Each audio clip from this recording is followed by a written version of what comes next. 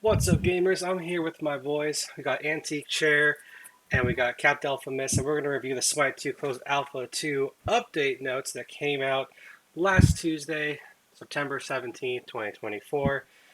And we got a lot from this update. It was desperately needed, and I think it's helped the game for the better. There were some serious qualities that need to be worked out, and I think right now we're still in that early phase. Obviously, it's alpha. We can just get that out of the way. But overall, the changes from this first patch have, I guess, helped gamers adapt more to the game and not get so snowbally. But we can get into that later in the video. So first up, let's talk about the general gameplay.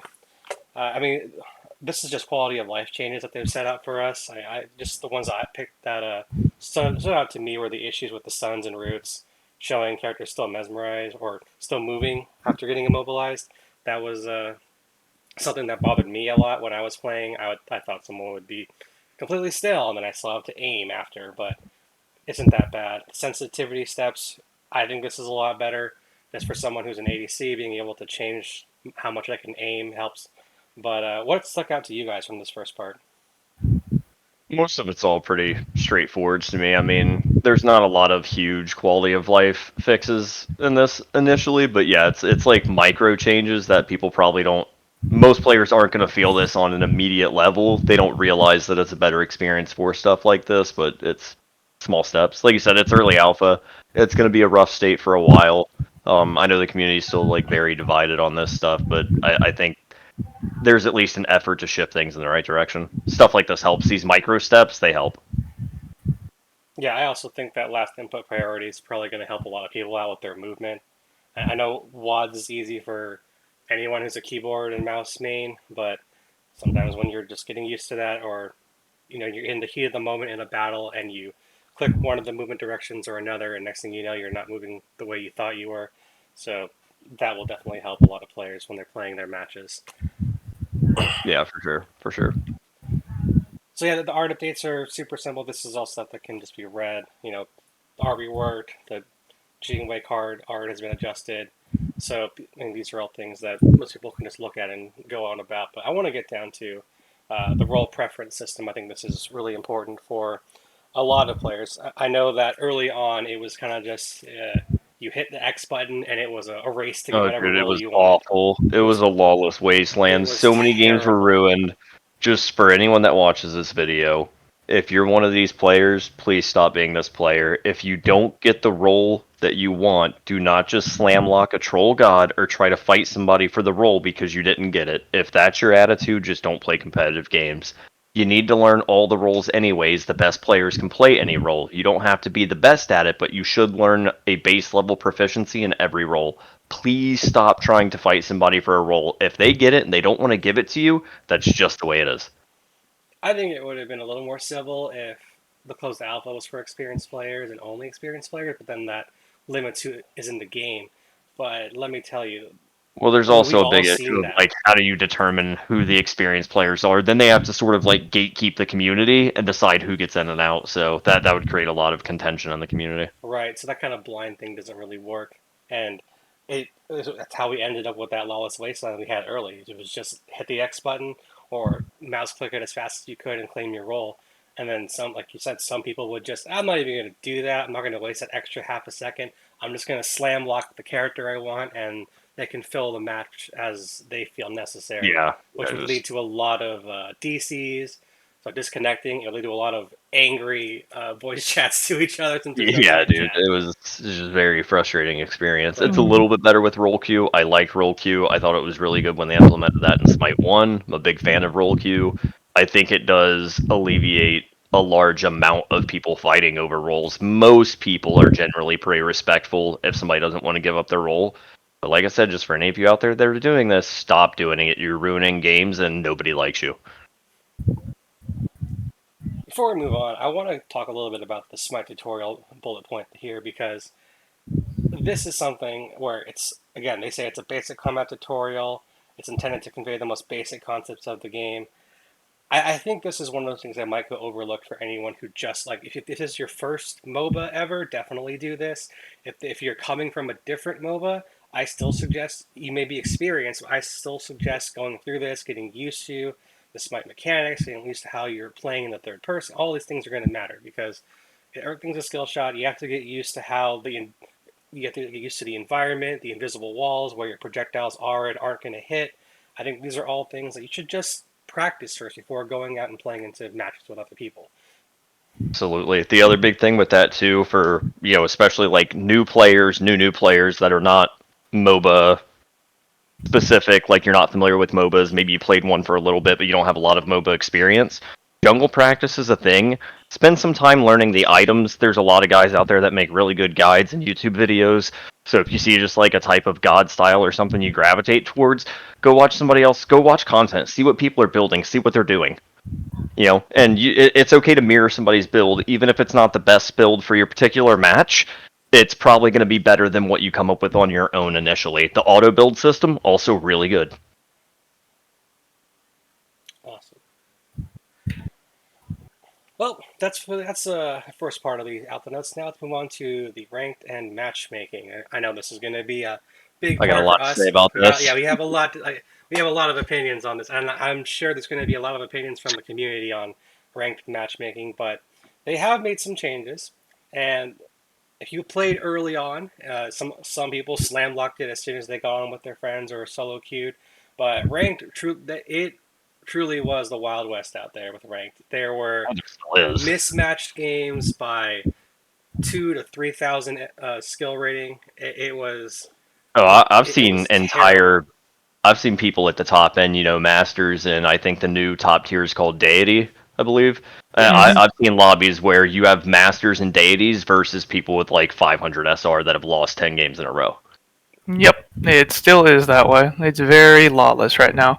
I think some of that just comes from the fact that there's not a whole lot of players right now. I think Smite's been maxing out right now in the last few weeks at about 2,500 at the most. And then you Yeah, assume how many of those are trying to play competitive in this point right. where it very clearly doesn't matter. So Yeah, you're going at to get some people that don't point, care. So because the you want to ranked make sure that snowball you is going make to a good happen. impression on ranked in the beginning, so people will say that Smite has a competitive future. But you still need to work out the kinks here. Yeah. The player base size is definitely a big issue because any game does this with matchmaking that if you sit in the queue long enough, eventually it's just going to bring you against somebody rather than searching the algorithm for an equal matchup.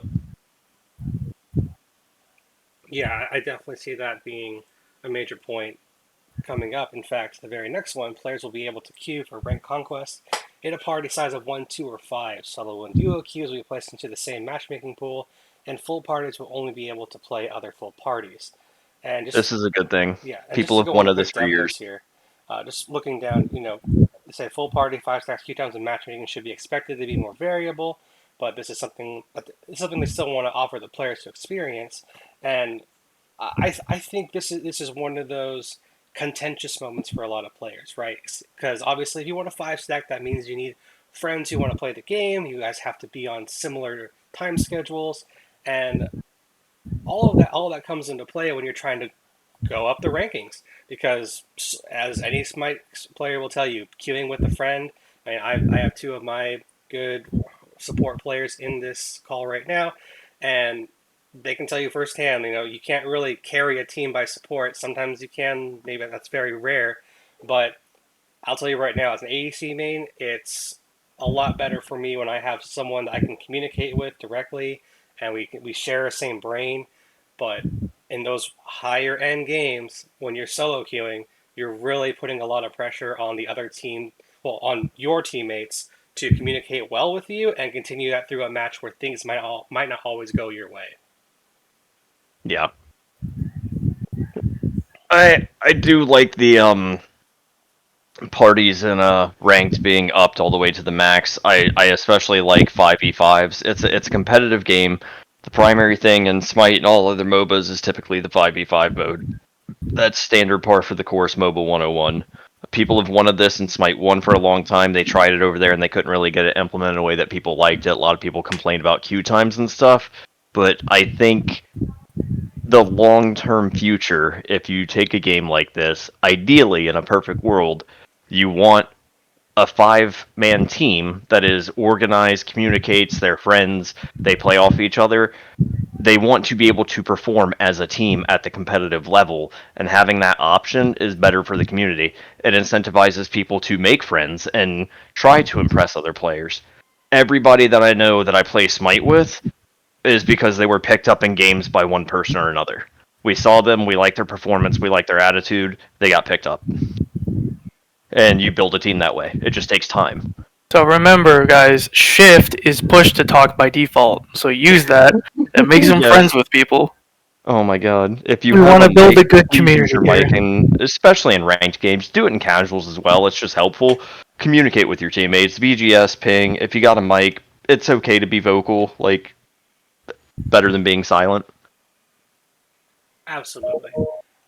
Last thing I'll mention on this part, they also mentioned at the very bottom of the first note, the option to play ranked in a trio queue will return when those systems are developed. I think this is one of those difficult aspects to kind of balance because, again, if you only have a couple friends online at a time, or you only have one, you're limited to, again, solo queuing, duo queuing, and 5-man teams. However, the trio queue allows obviously to have all damage characters, so you have your jungle, solo, and mage to then queue up with a duo pair. I think this is one of those things. I know both of you as my support and mage queues. We've seen this happen where we'll queue a duo lane and we'll also get put into a match with a other with other teammates that also queued the duo lane. So ADC and support are paired together. We obviously get separated on some off rolls, and then there's an awkward like, "Hey, can we trade? My duo partner's queued with me." Uh, what about having four people as well with a solo, or even having five stacks play against the combination of those, where you have a solo or where you have a duo team plus a trio combined versus a five stack, or even a quad team versus a five stack with their one random. The problem with doing 4 with a solo is you end up in a very, if things go south, that gets toxic really quickly more often than not, and us versus him mentality type stuff. So I understand why they won't do that. That kind of just helps safeguard the player experience a bit, but everything outside of that, any other party size, I think is fine. Yes, so for all you quad teams out there, if you're like Call of Duty and you have your squad of four, you might Pick need to a add an fifth. extra person. Find a fifth, pick them up. That or drop somebody. Someone's gonna have to sit out a game. Either drop the weakest link or find a player you like. That's a weird thing for me in the Smite community that I've always noticed. The bigger thing with it is a lot of people in Smite, just for whatever reason, they're not receptive to adding people or adding friends, and they magically think that their experience is going to change over time, and it doesn't. At the end of the day, it is a team-based game with team-based gameplay. If you look at all the strongest players that have prominent channels and get a lot of stuff done and get a lot of big wins, those guys are playing with teams and they didn't know each other at one point. They added players they liked and picked people up. It's a good habit to have. Absolutely. And as Antique Chair pointed out, the shift key is your push to talk. If you're brand new to the game, or you would say you're an inexperienced or on the lower end of skill players, don't be afraid to ask questions, to ask for help. Learn VGS.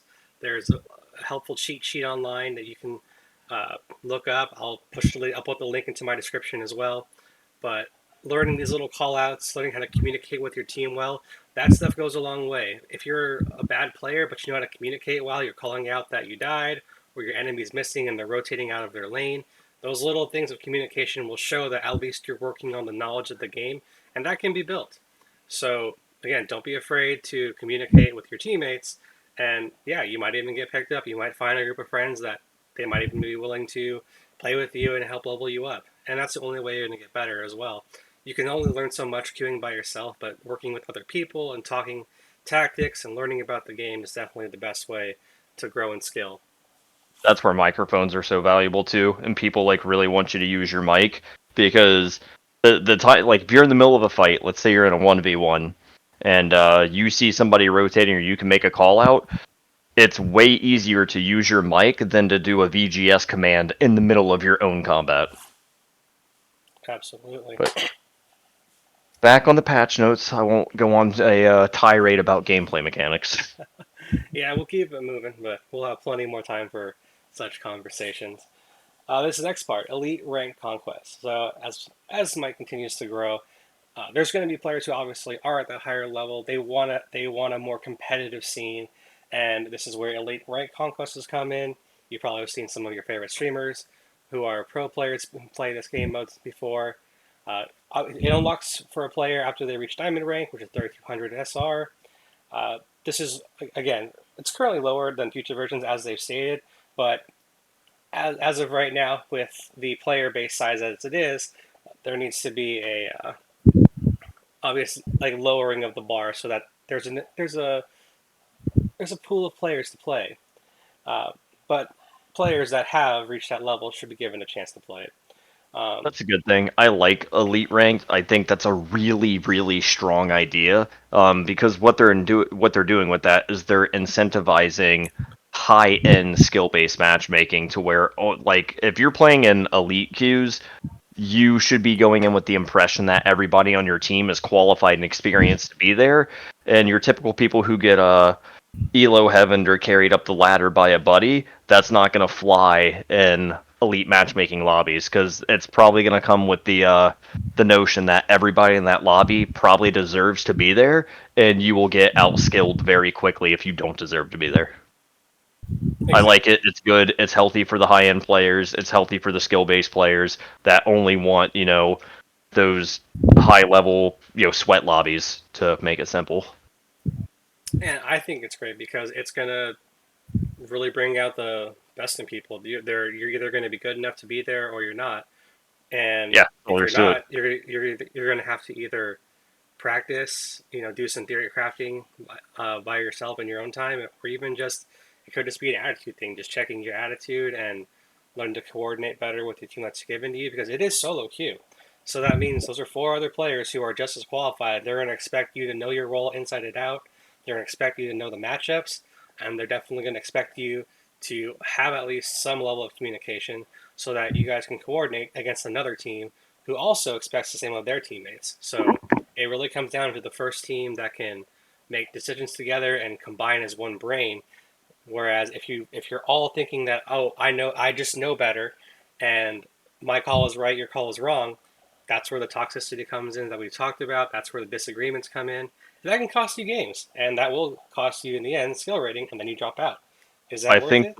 I don't know. best way to touch on why this is such a strong change in the patch notes in the future of Smite 2. The best example we currently have of this would be Weekend's Elo Hell series, which has been an amazing Smite social experiment and proving that most players who think they're better than they are actually aren't. And it's really good that they're implementing systems like this because this is going to do the gatekeeping for them. If you're really that good, you'll be there. You'll make it there. If you're not, you need to improve until you are. If you're not improving, you're your own issue. Absolutely, and I think my support partner Jesse and I are proof of that from season 10 in Smite Classic. That's what I'm going to call it. But we we never really had a full ranked season together, and I think season 10 was where we really took it upon ourselves. Like, all right, let's see how far we can go with the limited time that we have. Having jobs, going to college, we couldn't really put as much time as we wanted to. So we really only had the weekends and maybe some nights during the weekday, but we pushed our way all the way up through Diamond. And that was the first ranked season we ever played together. So did we deserve to be there? I think so. I think we put a lot of work. We didn't hit Masters, obviously, but this is going to be that change for Smite 2 where, again, if you're good enough to be there, you'll get there.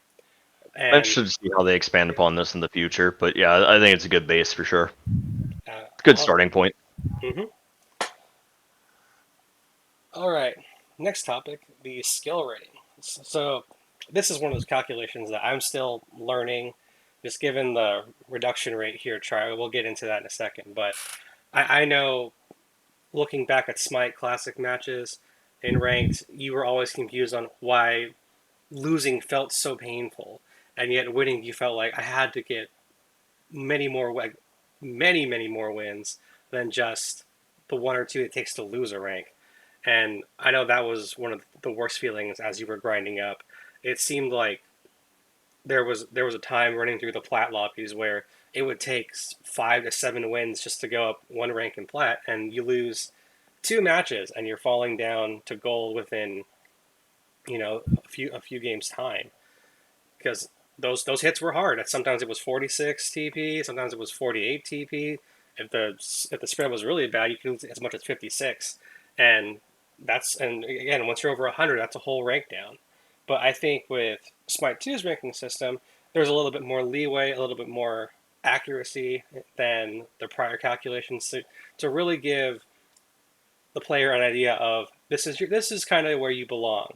After 100 matches, look at your skill rating and see, have I improved? Have I plateaued? I think there's a lot of space that can be brought out here, and will give players a much more holistic view of where they really stand. Yeah, for sure. I'm interested to see how this table plays out over time. I haven't really done enough ranked yet in Smite 2 to make my own conclusions on how I feel about this system. The only good example I have is I played a ranked game the yesterday morning or the morning before, and I beat a guy that was 3k MMR up on me, and it gave me 100 SR for that win. So I don't know. We'll see. Yeah, we'll definitely see how these games go. So let's focus a little bit on that last bullet point. SR reduction rules for parties size 2 and 5 have been updated, so the SR differences are only counted past bronze, which is 800 SR, but past that point, apply as 25, 50, and 70% reduction for each 1200, 800, and 2400 skill rating difference in the party. So I think this is necessary. It's a good balance shift if you're letting parties and solo queuers be in together at the volume they're trying to push for here. I like it because it's going to break up the if you're at the lower end, let's say you got a guy in your lobby who's sitting, 3500 4000 SR, and you're just starting your rank journey, or maybe you've been struggling a bit and you're sitting at 1000 SR. You're not going to take the same penalty as the guy that's sitting at 4K, and you shouldn't. yeah, and I think that was a clear and obvious change that needed to be made. I definitely don't think that if we had lost to the platinum player that had his MMR that we played against the other day, and I think we were only sitting around 1400 at the time, which I think is still silver for Smite 2. Something like So that. that's about 1,000 point gap, 1,000 to 1,500 point gap right there. So obviously, I don't think we deserve the same point loss had we lost that game. But us being so low and winning that game, I think it's justified for his skill rating to go down to kind of level out where I think he should be. Well, assuming it's a he, but I mean, assuming just that player should be. the whole rank structure and system changing overall, I think, is for the better. It's making things more individual for players rather than it doesn't feel as important that you just get matched with, people in your bracket anymore, and it's more on each individual. Whereas Smite 1, if you had a lopsided lobby, one guy would probably just go in there and trash that entire lobby, and that's just not the case I'm noticing with Smite 2. It's not quite the same. Smite 2 is also very snowballing and has a lot of balance issues that can lopside a match with skill rating completely not part of the equation, but that's a different conversation. Yeah, yeah, I think so, and I think this is a great overall change for Smite 2. I I see the competitive space being a lot better long term with this change, and again, as I said before, it's not going to feel like you're Sisyphus pushing up a rock if you lose games, Yeah, and and that was probably the worst part about Smite One that's or Smite definitely the Classic. worst part So about Smite 1 is just like the flat gains or the flat losses yeah, just being like, hey, your game was this long, you're gaining or losing this much.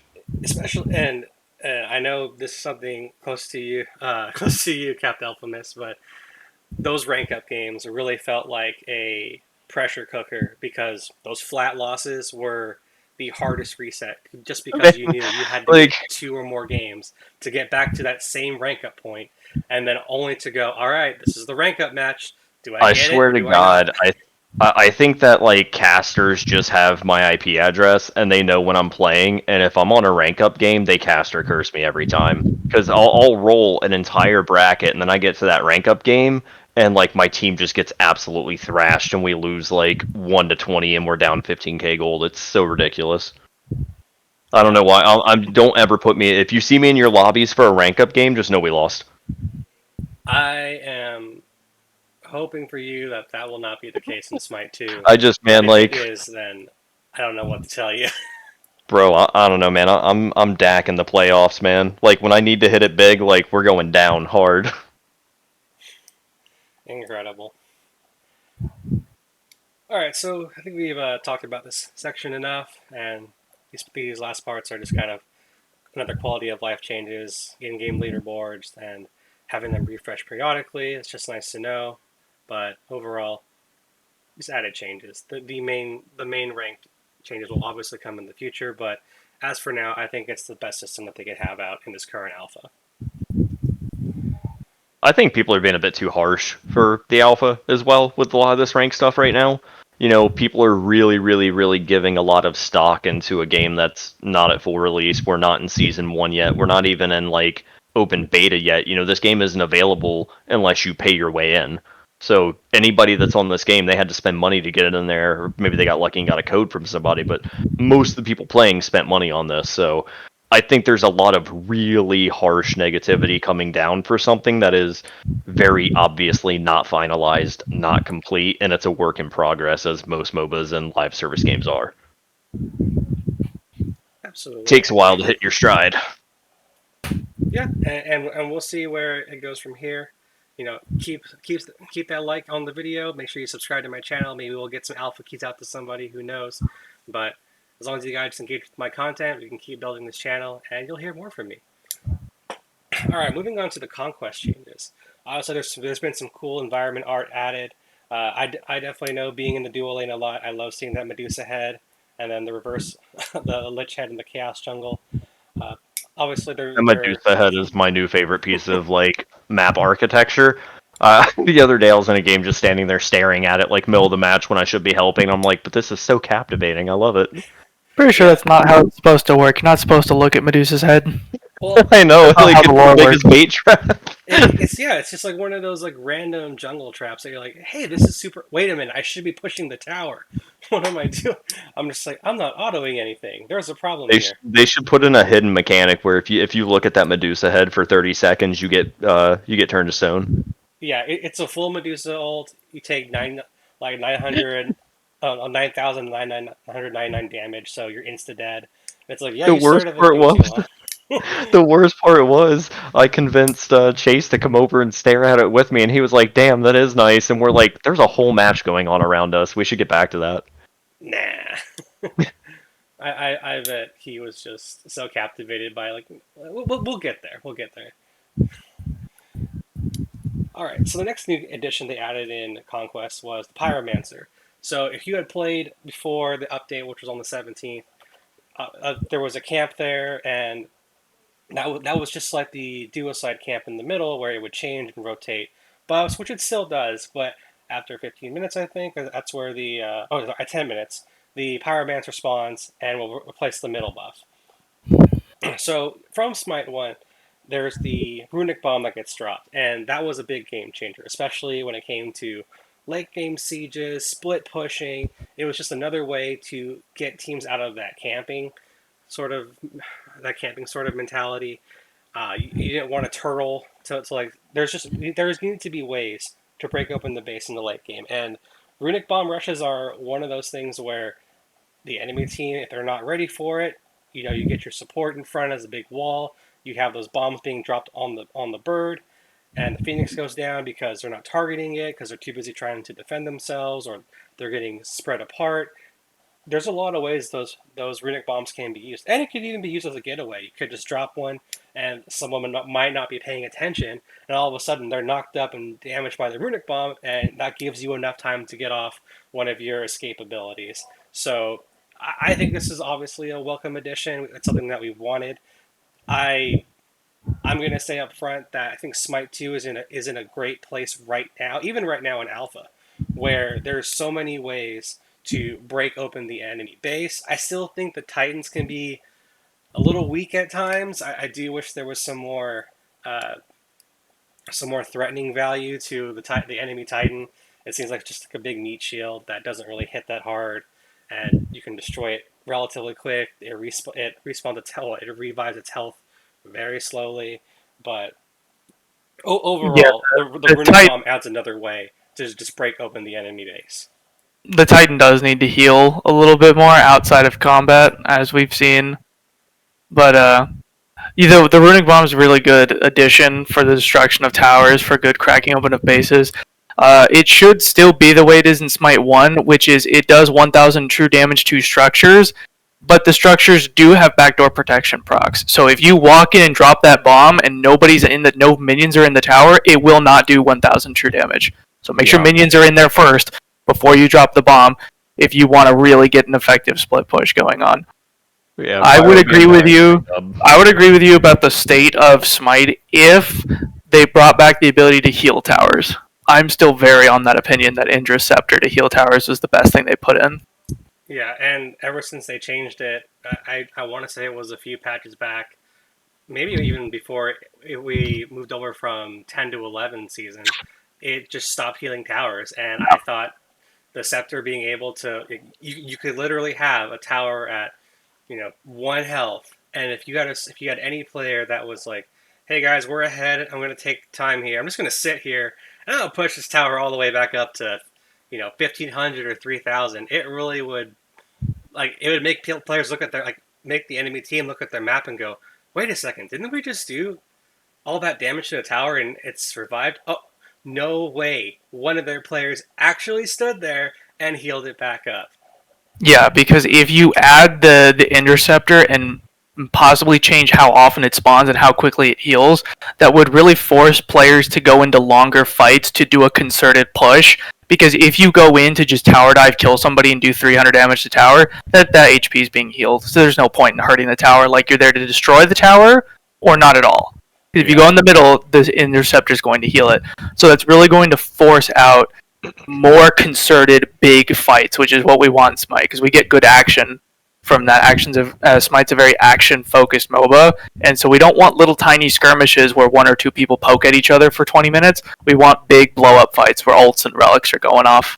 Yeah, I think that Smite 2 is the best chance they've ever had to let the Endra Scepter be valuable and some sort of tower healing mechanic to be valuable. Because Smite 2 has really put a big stop to turtle strategies or defensive strategies to a large Exactly. degree, which I'm a huge fan of because turtling and turtle mechanics only serve to delay the game for a team that is failing to play the game. And most people across the community tend to find that very boring. The matches get drawn out. You got a bunch of players that are just going to sit under their structures for 20 plus minutes, hoping that they can take a 3 minute fight to shift the game. And it's just bad for everybody. It's less enjoyable. You don't feel good when you win those matches. You don't feel good when you lose those matches. Nobody likes hardcore turtle mechanics. It's annoying and it delays the game. And having stuff like the Pyro Bomb Interceptor and things like that, and Smite 2 is much more valuable because Smite 2 has put in a much more efficient system of incentivizing tower pushes with the tower bounties. Things like the Ancient Fury shutting down structures. It's so much more valuable there, and I think it really serves to benefit the game. It also just makes things more dynamic and more mechanical. And dynamic mechanical matches are more fun. It's more interesting. Like it keeps you active, it keeps you engaged. You need to be thinking, you need to be communicating, you need to be using these processes that are available to you as a player, and it just overall elevates the game. It makes it more interesting and entertaining.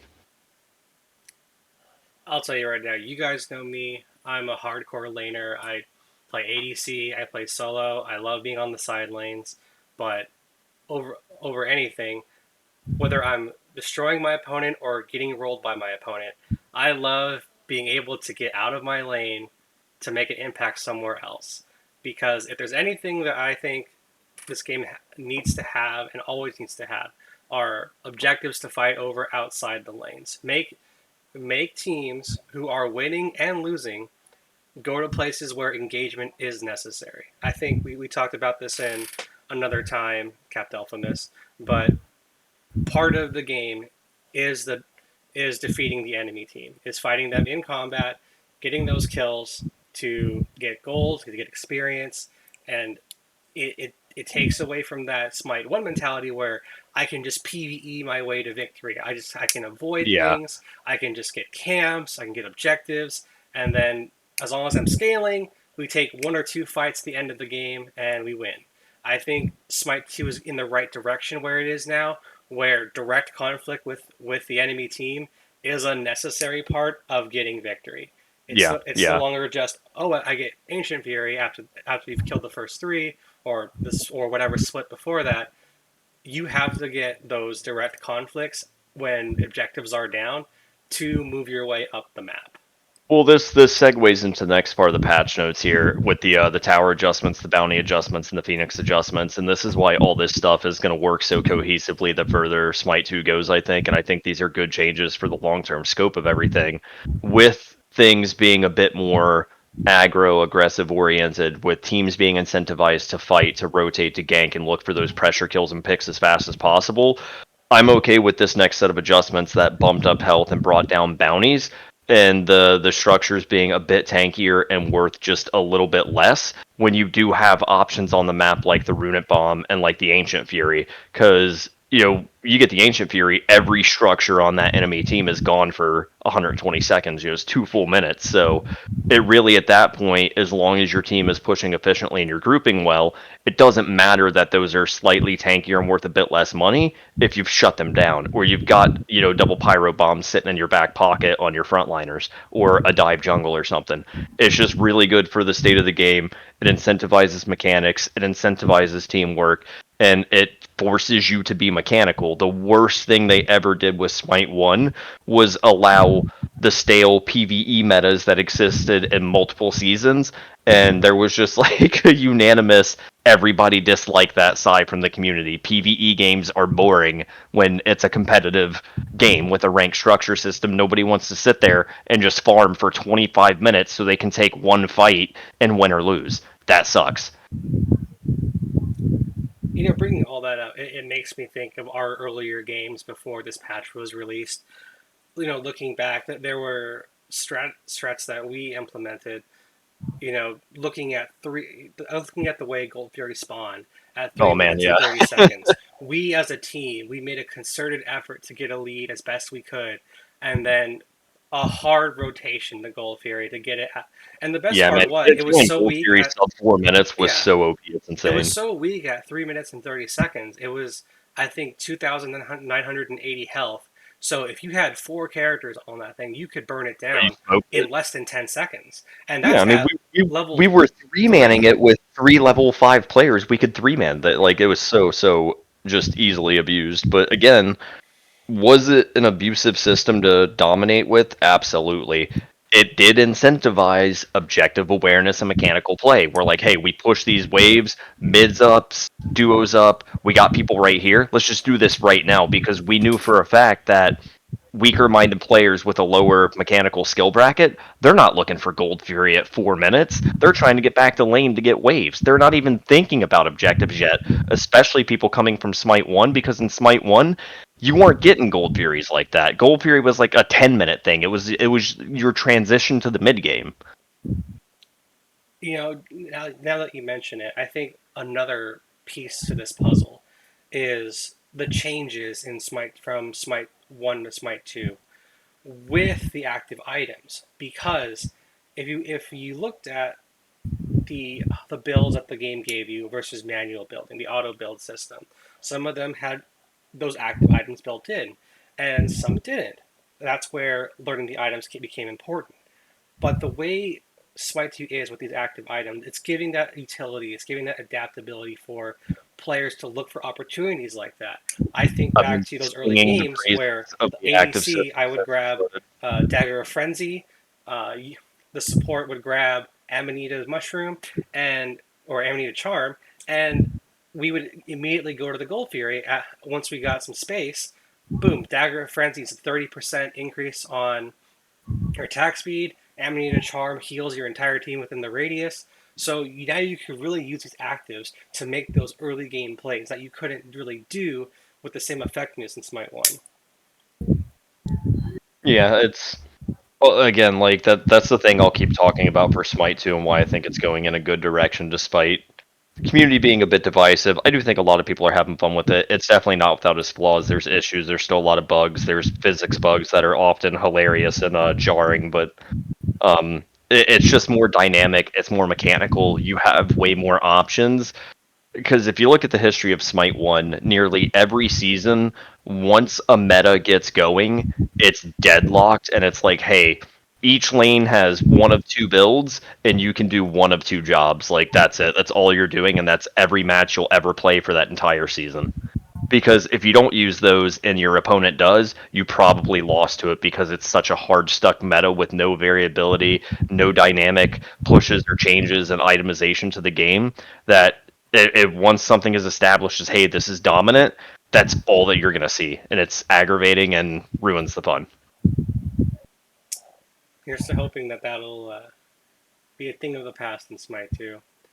I just want to I touch think on one last thing. actives Oh, go ahead. swapped it up a good bit. Actives are the coolest thing I've seen them do with Smite, and they really can shit. I don't know how many fights we have clips of now with Amanita Charm just being the most clutch thing ever in a team fight, or Dagger of Frenzy going off, or somebody popping death metal and allowing the team to just explode a fight in 2 seconds. Like it's all really good stuff, and you got to be thinking about that and be on your toes even for actives being used by your team, but also actives being used against you. Because if you're not seeing those procs and those pop offs happen, you don't know if their actives are down or not. It's just like a relic. You got to keep up with that. It can change the state of a fight in a split second. I think this is also pointing out something you brought up a while back, Antique Chair. With Smite 1, there were a lot of items that had a passive attached to it, and it was like you bought the item and it just does this thing passively.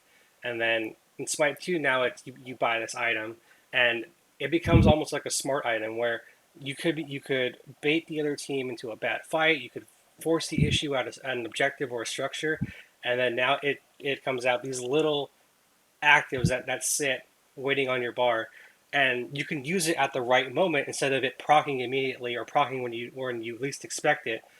And now it's on that waiting cooldown. Whereas you can use it as your own smart tactic and just use it like a relic and have it ready to adapt for the entire team. And you could turn fights that way. You could turn losing fights into winning fights. You could turn winning fights into just outright winning the game if you get enough pressure. And I think all of this is going to be a good change in general. It is. Yeah. All this stuff, all these adjustments, like they're good. Um, all these things with structure health coming down to your objective health and defenses, your waves, minions, jungle camps, and all this, it's going to stop it from being as not necessarily as snowbally, but it's going to bring the spooling down just a bit. Because before this patch, gold spooling was absolutely insane. We had games where we were up 15, 20k in the first 15 minutes. That's just not an enjoyable experience if you're against that team. Like, you're gonna hate your life. Yeah, and I think these We all have the 3 to 4 items, and you guys are buying your second item. You're in for a bad time. yeah, and I think these tower bounty adjustments, the minion adjustments, these are all great things to kind of slow that snowball from happening. I mean, there were games where I would only get a couple kills, and then maybe we take gold here. I look at my bar, and I'm at almost 2,800, 3,000 gold. I feel like I haven't done anything, but I can get a whole item right now. And Yeah, it's uh, nuts. yeah, as you mentioned, 4 items to two, that's a big gap in a game like Smite. Like you're gonna get clapped by those guys, and if they're already playing efficiently enough to gain that lead with no comeback mechanics being in the game yet, you're probably just screwed. The snowball just gets bigger and faster with each successive kill against you, and I mean, I think the best example we have of that is the game that we finished 57-4. That should never be a scenario. It was great for us, not for them. Yeah, it's funny when you're doing it, but even there was a point in that game where I think we got bored and we're like, all right, like let's just end this because they're not going to F6. Let's just go kill the Titan.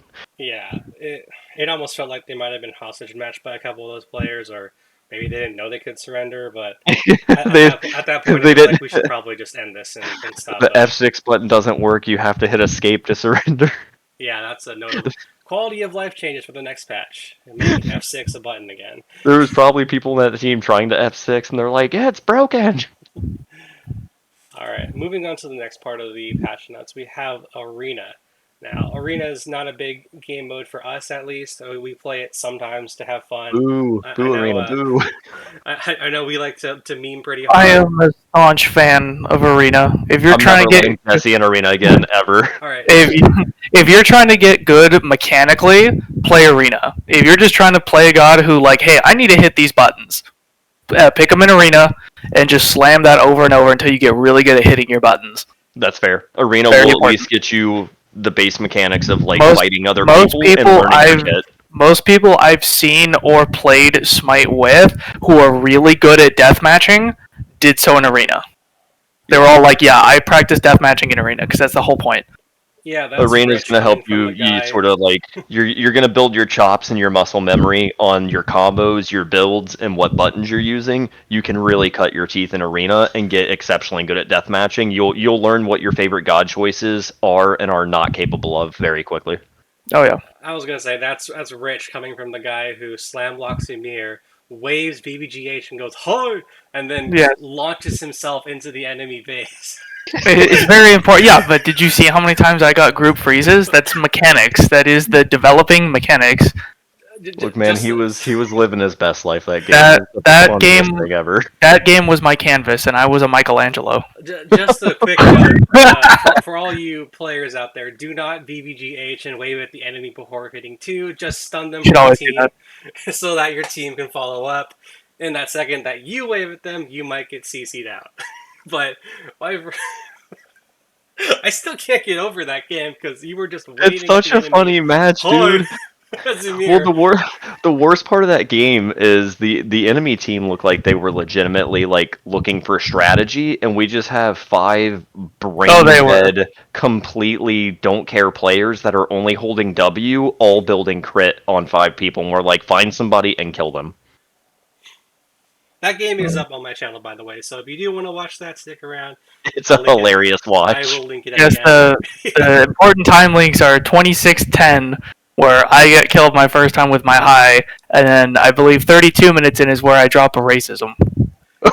I Is where I will. start to get angry. It's not a racism. I It's was just oh angry. boy, It was my not. poor. Anyways, yes, Arena is I was really is Critimir. I was supporting myself. I was the team. okay. But yes, also the basic tutorial is an Arena tutorial.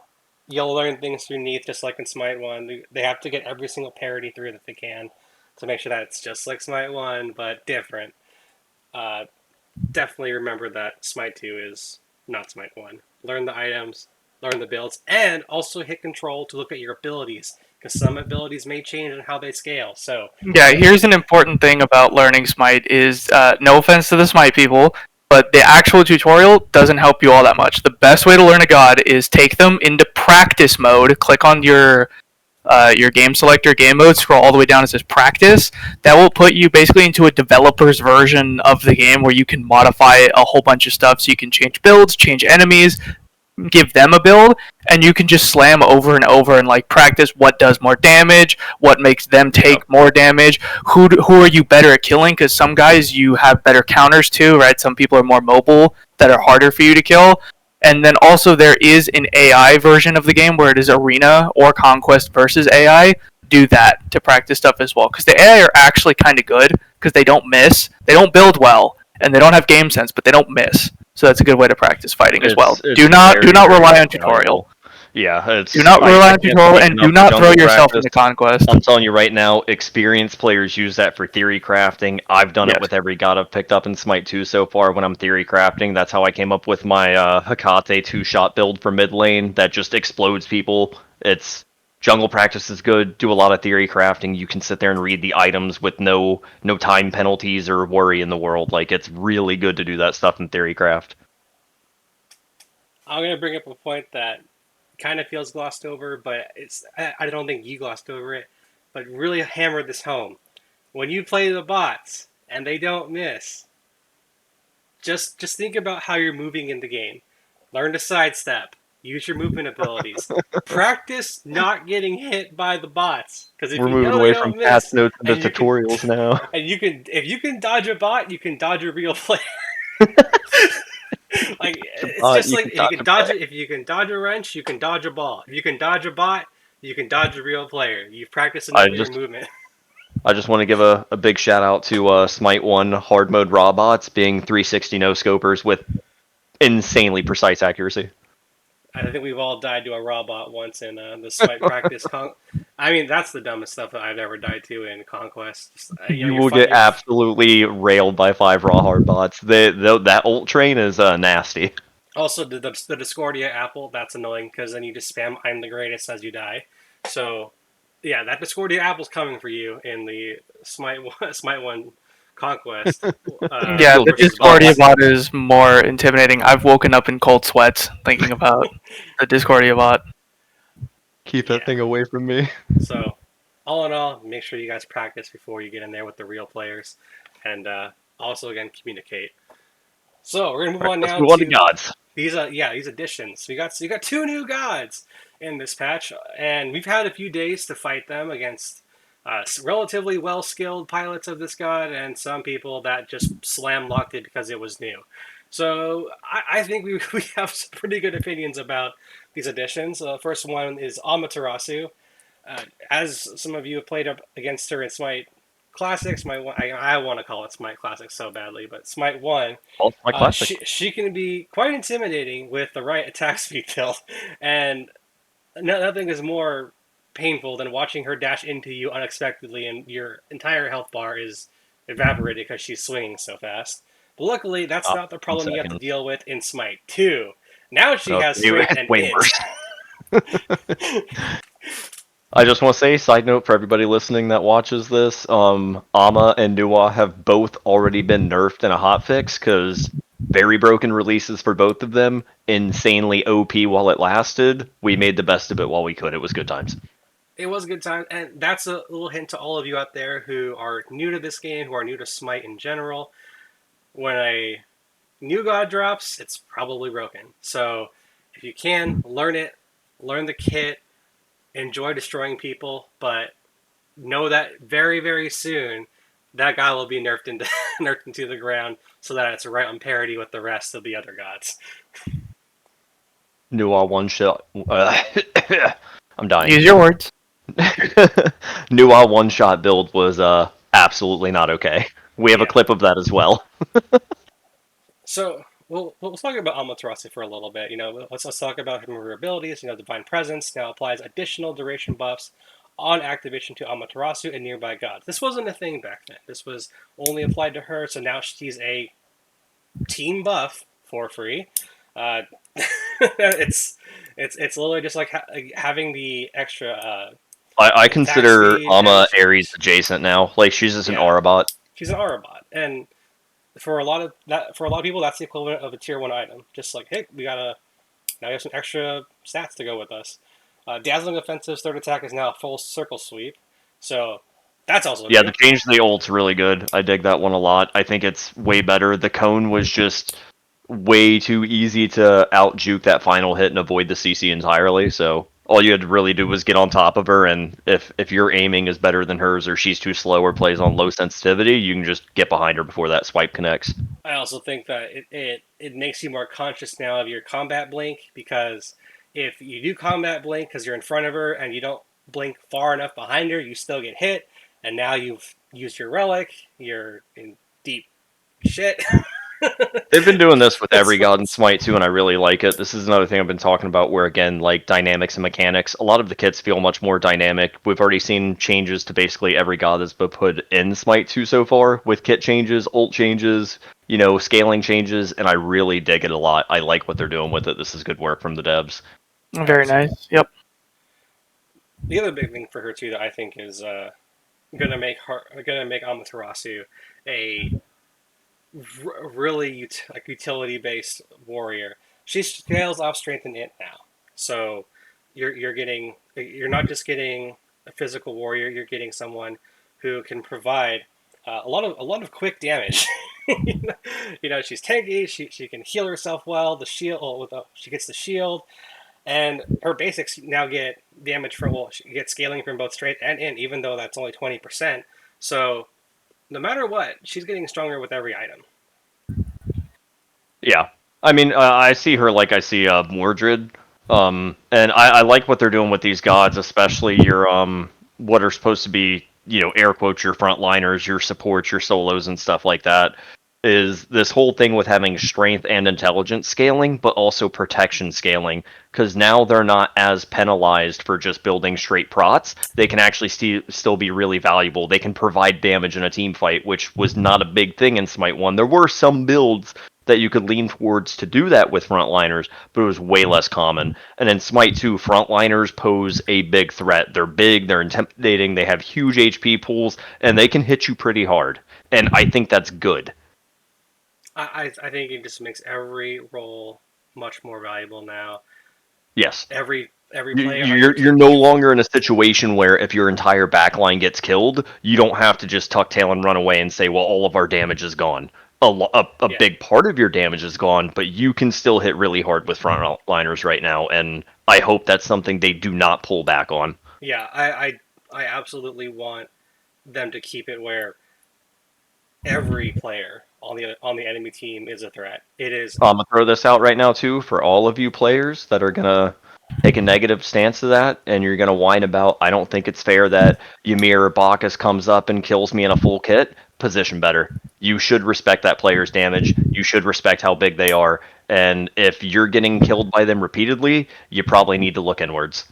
Yeah, you should disrespect the other team in general. Like I think that first initial fight in every lane, and even meeting the jungle in jungle as a jungler, uh, respect the other player until they give you a reason Until not they to. prove they're not, yeah. Treat Yeah, every player like they're equal or better than you until they prove they're not. Let them prove that you're the better player. Don't just assume you're better. That kind of that kind of hubris can get you messed up pretty fast.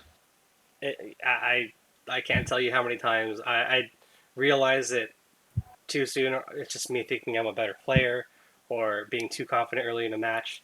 There were certain gods in Smite One where if I was the jungler, I wouldn't even wait to figure out which lane the jungler was going to. If I could kind of see where they would go with their pathing, I would meet the jungler wherever they were first before going to any lane, just because I knew my level 2 was better than theirs.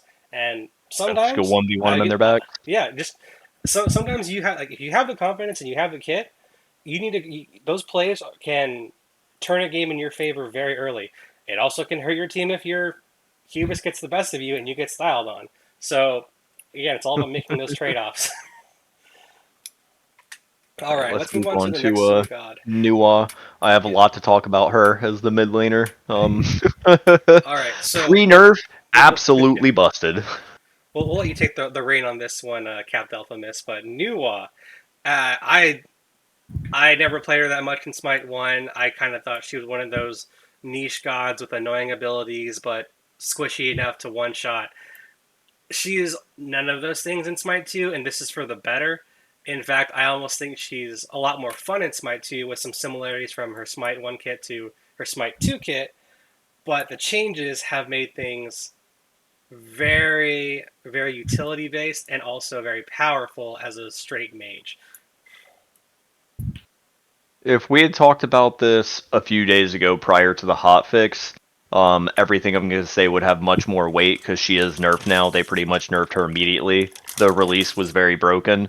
But to keep on par with the patch notes, the big things they did for Nuwa was changing her basic attacks and the synergy of her kit to amplify her basic attacks in various ways. You get a buff from your Mysterious Fog, you get a buff from your Clay Soldiers, you get a buff from Shiny Metal, everything is enhancing your basics on top of your kit being a really, high powered one shot explosive type mindset. and it was really, really busted. She's still good. I played her the other day after the nerf, and it still felt really good. It felt pretty good lane presence. It just wasn't unbearable domination, which I think is they were right to nerf her immediately. You should not have a combo that's up every 6 to 7 seconds that is doing 1400, 1500, 1600 damage to people. That's just not okay. I mean, I killed a frontliner in a single shot from full health. That's not that's pre-nerf. Like, is ridiculously high scaling. And with some of the itemization that's in the game right now, because some of the items probably need to be pulled back on as well.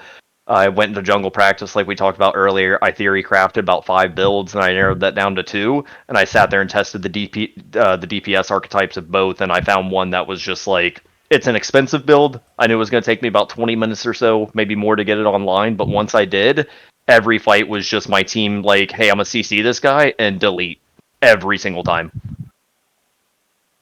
And It's this is a, sorry. nuts, but the new kit does feel really good. If you weren't a Nuwa fan before, because her kit is relatively boring in Smite 1, it's basically just Clay Soldier explode, and that's kind of all you do. She's way different now. The enhanced basics feel really good. You have viable wave clear if your kit's down, which is something I think they're doing for a lot of the mages now that I'm really a big fan of. That's actually a buff that I think Hekate needs. I think her early pre-level 5 wave clear is kind of cheeks compared to other mid laners that I'm seeing right now. I know Cuckoo outclears her, Zeus outclears, Morgan outclears, Neith 100% outclears her, but Neith isn't inherently a mid laner, but that's where she's most popular. Nuwa outclears her. Hekate's early sucks, but that's not why we're here. It's about Nuwa right now. She's really good. If you weren't a fan, try her out. The new kit's definitely welcomed. And you can also, the big thing is for team fights, it's not just your explosion now. Your mist on the ground, the mysterious fog, that buffs any teammate that steps into it. They're going to gain that bonus as well with you. So that's really strong to get your entire team moving inside that, and you have a higher team fight utility and presence with that. Just keep in mind, if you're playing against her, that does exist on her 1 now, so if you see an entire team running at you in a mysterious fog, be careful.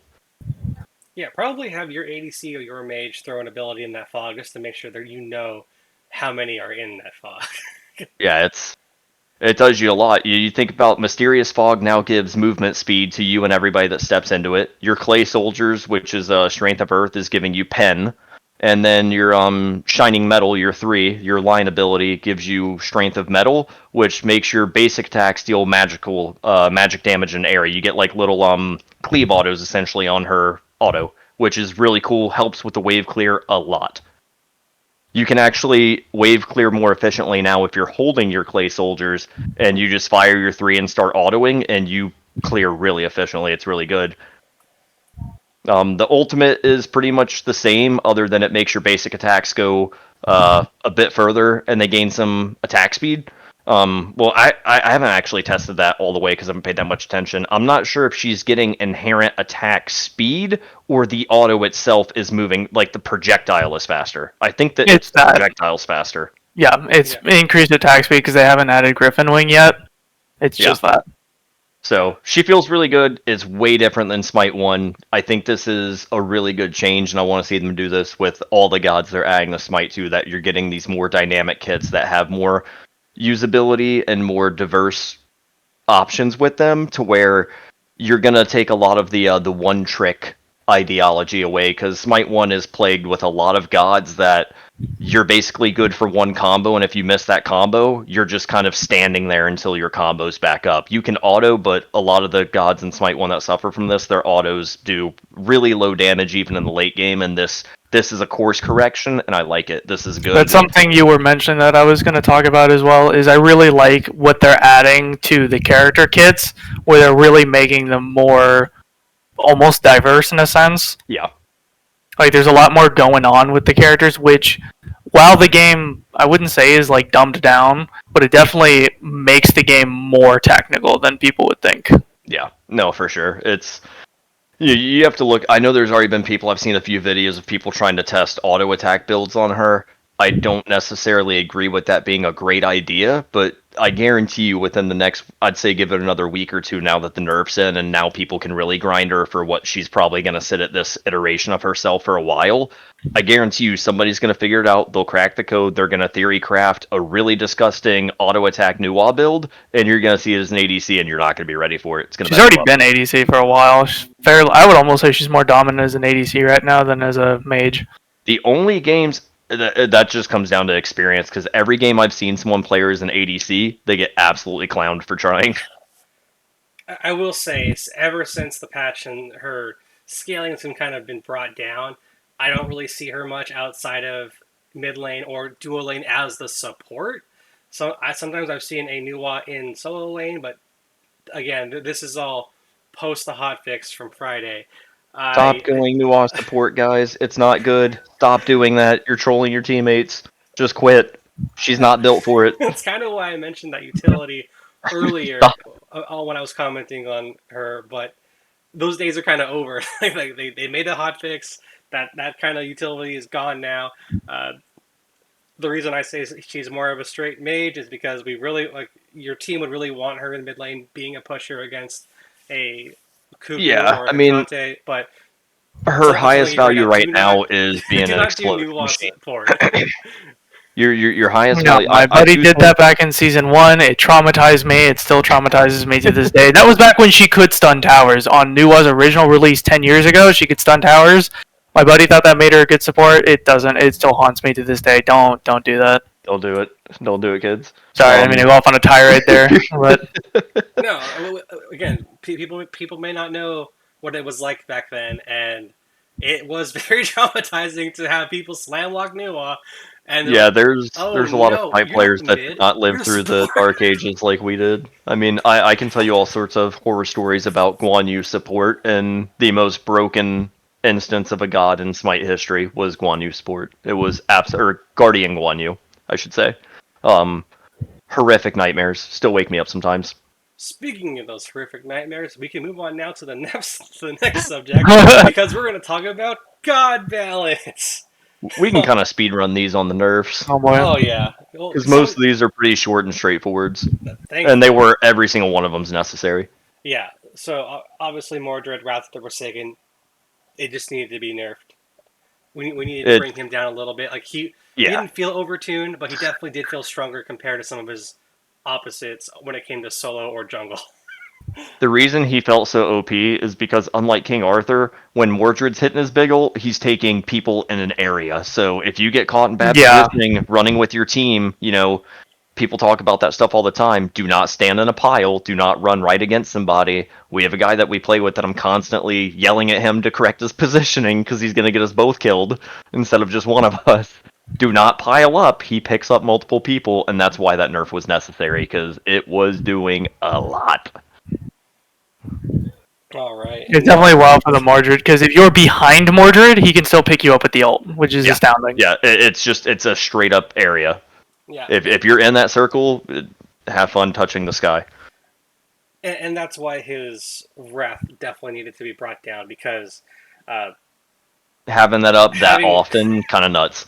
Yeah, having both the smaller ult and then his big AoE ult at 40 wrath and 80 wrath, at the rate that he was able to have that up, it really did feel like it was up way more often than other characters' ults. And having that run at you at a pace that you can never outpace, it's a little intimidating to have this god who could be huge just like running through the jungle, which again his ultimate goes through walls. So don't think that an Emir wall is going to save you or running around a wall is going to save you. There is no physical object on the map that he can't pass through. Yeah, he will go right through it and destroy you. So thankfully, they did balance that by making his ultimate louder than a freight train. Still blows my eardrums out sometimes. Yes, and they gave it that heartbeat just to mess with you, like Dantos' ult would. That heartbeat, like it's just the perfect sound price. They're into the same audio design. Mordred and Thanatos probably shop at the same Hot Topic together. You know how it is. Oh boy. Anyways, the Ares nerf, Blessed Armaments, decrease the amount of strength and int. Ares grants to nearby allies. Again, it was needed. He's a walking item. Yeah. Again, just Just small tweaks, not a super big nerf there, but just brings it a bit more in line so he's not just an absolute walking wall for his team that makes his team walking walls. I'm okay with that. yeah, Janeway nerf plus agility fix. This was something that was a big thing for me. I I was crying for the agility fix because that loopiness was the worst thing. It was maybe to other people it wasn't that bad, but it seemed like I'd throw down my persistent gust. I'd be up in the air, knowing I'd get the extra distance. The agility felt so loopy and slow that I didn't think I was catching anyone. So characters who had uh, more walking speed or had a blink and a jump, it was hard to pursue as Jingwei. And Yeah. I think adding the pursuit but making crit less OP, where my goodness, I think those explosive bolts, those definitely need to be nerfed a little bit. It felt terrible when it's happening You versus got me, people out there but getting 14 crits in a row. Kind of ridiculous. yeah, it was great to be the one giving out the crits, but it's definitely not fun getting them back in your face. So You get a crit, and you get a crit. Everybody gets a yeah, crit. I'll be posting up a video later of someone, well, actually three people getting the crits, but this is post that nerf. So when you watch it, just know that that's the post nerf crits. It's not as terrible, but prior to that, I do have a video up where four people did try to attack me when I was 5 levels ahead of all of them, and the crits did hurt a lot. Yeah, It was the easiest it's quadra kill I'd ever kind of gotten. filthy. Kind of filthy. Yeah, onto the Ymir nerf on Frostbite, decreased damage scaling. I think some people complained about this because if they went crit, These next two, I can tell you right yeah, now, I think Ymir nerf and Bacchus nerf are actually not enough. I just did a Bacchus rank game last night, I think it was, and Do it not still ever just say feels that Ymir needs to be very. nerfed. I think I Anting think Chair that has a lot Ymir to and say Bacchus about need to come supports down a being bit more. nerfed. Do not ever do such a thing. We're an oppressed minority. You cannot nerf us. For those who don't know, because he's relatively new, I guess, to the chat space on my channel. But Antique Chair is our resident support main. He's He is he's our go-to beefy boy. yeah, he's our go-to beefy. While not being he's in shape, while not being beefy himself, he does like to play beefy gods. So he will complain at any nerf He his gets beefy his boys kicks get. larping as a beefy boy. Excuse you, I got my bench up to 60 pounds. Let's go, Let's big baby. go. Let's go. But yeah. All right, moving on down to the Morgan nerf, Susano nerf. I think these were, I guess called for. The damage to Titan the jungle boss is okay. Makes total The, sense. the Morgan one is just because people were using cheese ball mechanics to Yeah, get through objective faster with Morgan, and that's fine. Like it was more exploitive than anything else. Not really a nerf that's gonna impact your laning and all that. It's really gonna have almost no bearing on her in a combat sense when you're fighting other players. This was just because people were being really cheesy with it, and devs caught it, and they ruined it for everybody. So that's gone. yeah. And again, that was fine. That was needed. Uh, Susano though, this guy needed to be brought down. He was hands down the most Good OP lord. jungle currently in the game. He needed to be brought back down to earth because I think our Susano main currently junglers has they were the deleting highest. people with this guy. Like when we queued up, Susano's. Go ahead. Go ahead. when we queued up against other players, and all of us kind of did our jobs. We held our lanes. We got advantages where we could. But if we ever got our enemy, like our opponent, in a range to die, our junglers would walk in, hit two buttons, and then walk away with a double kill or a gank. So Yeah, a god that is that mobile and that much of a like bait and switch just does not need to hit that hard that consistently with, a CDR build. It was nuts. I think Susano currently has the highest pentakill count of every god in the Smite 2 alpha right now. Like Susano was nuts. and And you still like if you're slamming rank queues, he's still one of the most commonly banned gods too. I'm just trying to think of gods who can catch him outright, and all I can think of I don't is think anybody in the game right now is really on par. Like if you're a mechanically good Susano and you're running Blink, I don't think anybody keeps up. I was just There's no talking one in about the the game I can movement think of that can speed. stay with you.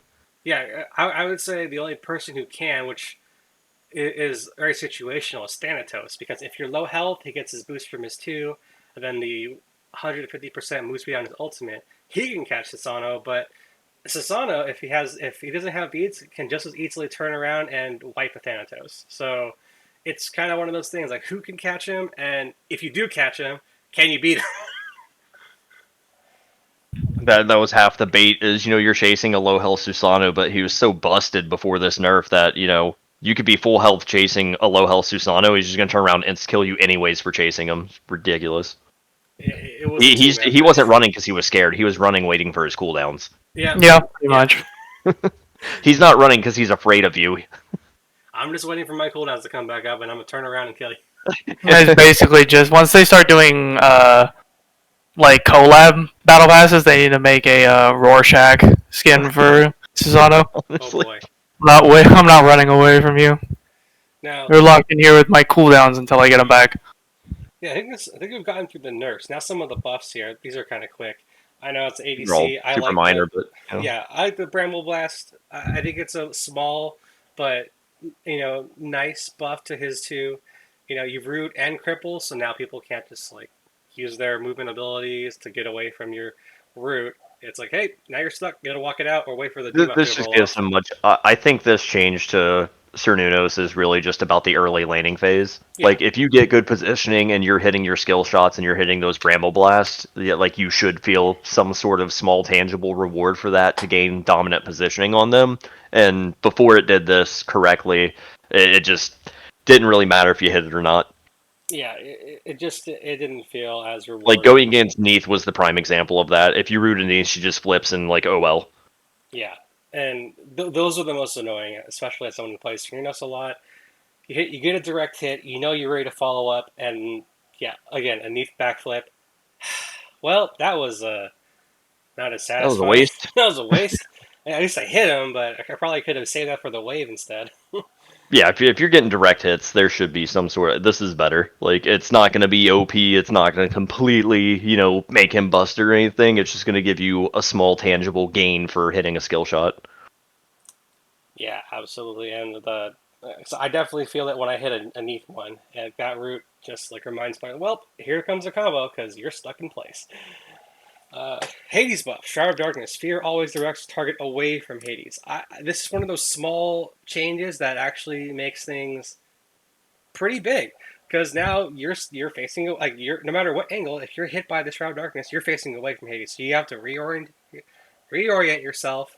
If your mouse is on kind of a slow sensitivity and you're turning, that could be painful. So I'm not saying like get super spastic or I push it almost all the way to wonder the if this top, but be one. ready for that kind of I feel like this one action. might not even be a buff necessarily, but they're labeling it as one. I think this is just developer correction because I think it was always intended for Fear to face people away from him, and it's one of those small minor things that fell through the gaps. This doesn't feel like a buff in my opinion. It just feels like a correction.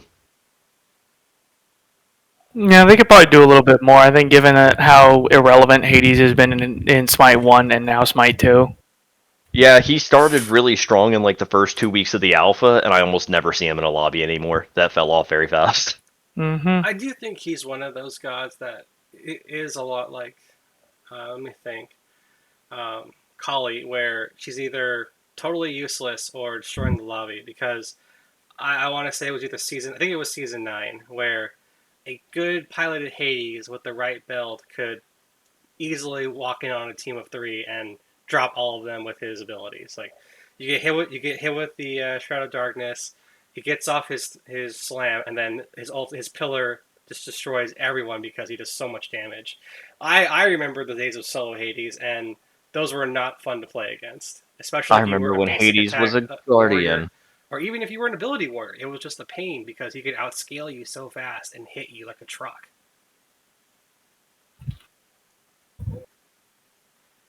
This next one, I'm gonna hurt a few people's feelings. I don't really care. Uh, uh, well, that's because you're. All right, for everyone wondering, I am a big Whoa. fan of solo laners who are basic attackers like Ama, Bellona, uh, when they'll be added eventually, Erlong Shen and Osiris. But Bologna, she desperately needs more buffs.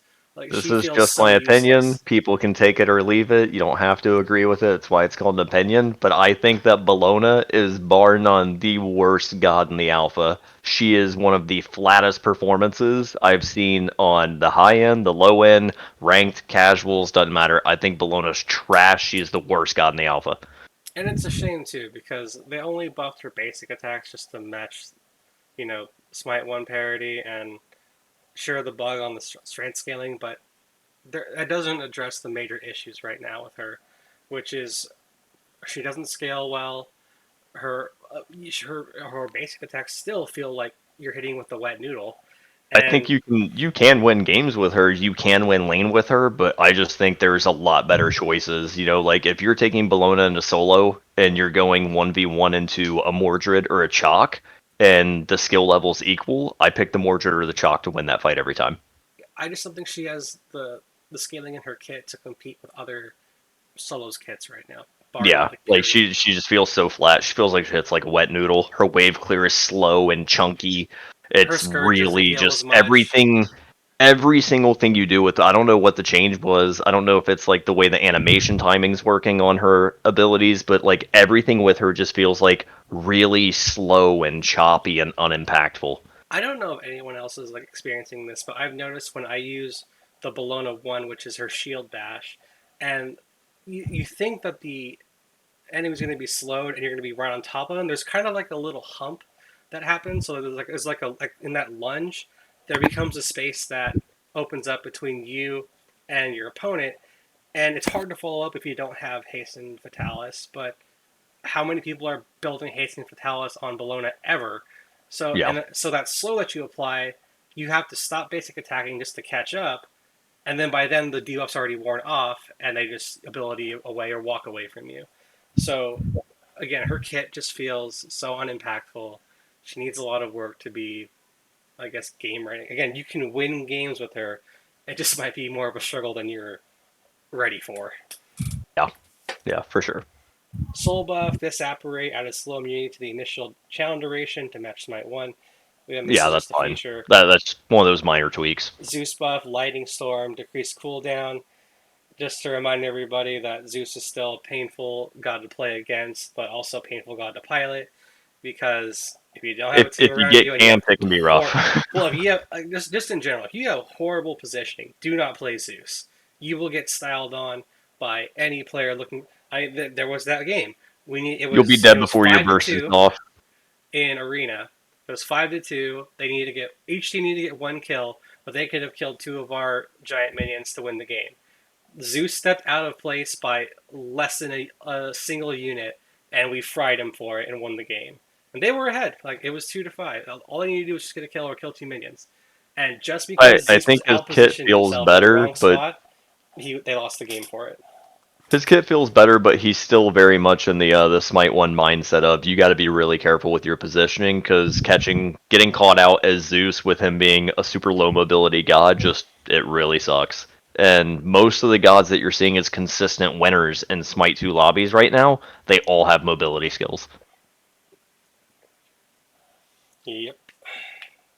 Just don't know how to fix that mobility for him. He's got to have a good line, a good offensive line looking football to protect you with Zeus or I mean, Zeus is one of those things where if you're playing with a team, or at least like some amount of a team, whether you're two stacked, three stacked, or all the way up to five, I think it's one of those things, at least in a competitive sense. You're picking Zeus with the mindset that your team is on board with protecting Zeus. He's a glass cannon and should be used as such, but there has to Defend be the castle. there's got to be an agreement, on your team's mentality that this guy is a glass cannon. He will blow up the fights, but we got to make sure he's alive long enough to do it. The problem is like I feel like there's just 90% of mages can do his glass cannon thing, but better. Yeah, can they have some form of movement? Or That's some the big form of difference. utility even too, because Yeah, it's like, what is your team? What is it like? No offense to the other like people who play them or whatever, but it's like, what are you adding to your team besides ticks if you're playing Kukulkan? yeah. what else are you adding? Not anything else. But if you're playing a Hecate or later on down the line a Giannis, like you're adding mobility to your team. Or even Nuwa, like you're adding vision and mobility because the fog is a sprint. Yeah. So it's Yeah. adding things for everybody, not just me do big number. Yeah, that's really all Zeus is at the moment. Is he's a big number machine, and if you can't get those off, he doesn't do anything else. You know? Zeus almost reminds me of a certain NFL quarterback, which we Oh wish no. him well. We hope that he recovers soon, but his team Oh desperately needs no. him. And Not a sport ball reference. I can't follow those. if you don't Wow. know which team this is, I'll give you a I hint. have They're no on the idea. East Coast. They're near water, and I they don't even. desperately need their Zeus to come back because Oh, he took a bad hit. okay. If it's near the water on the east, it's the Miami Heat. Oh no! I mean, you're close. You're Very close. close. You're so close. That was Cowboys. I like how Wrong sport ball, Jesse. I like Wrong how sport ball. he's so close and yet so far at the same time. I Look, am man, not much close. like the quarterback that hurt himself with Zeus, do not go charging in head first. Oh boy! Yeah, Alrighty, don't buy Syracuse headstone first. alrighty, and with that, the last few buffs here, just some quick ones. Neath buff, Broken Weave adds 20 strength scaling. Athena buff, Reach is no longer affected by enhanced slung penalty, which is great for the supports. And Honor buff, the Impale. I mean, if we didn't need more damage to, these two are just. Did they really need that extra damage? I mean, I'll take it. I'm absolutely happy when I get free The damage On added to Her my buff. one kind of threw me off a bit when I read these, but the Athena one I think is really good because, again, like we were talking about with things just being like dynamic utility and having a bit more, edge of player agency and things you can do with your god.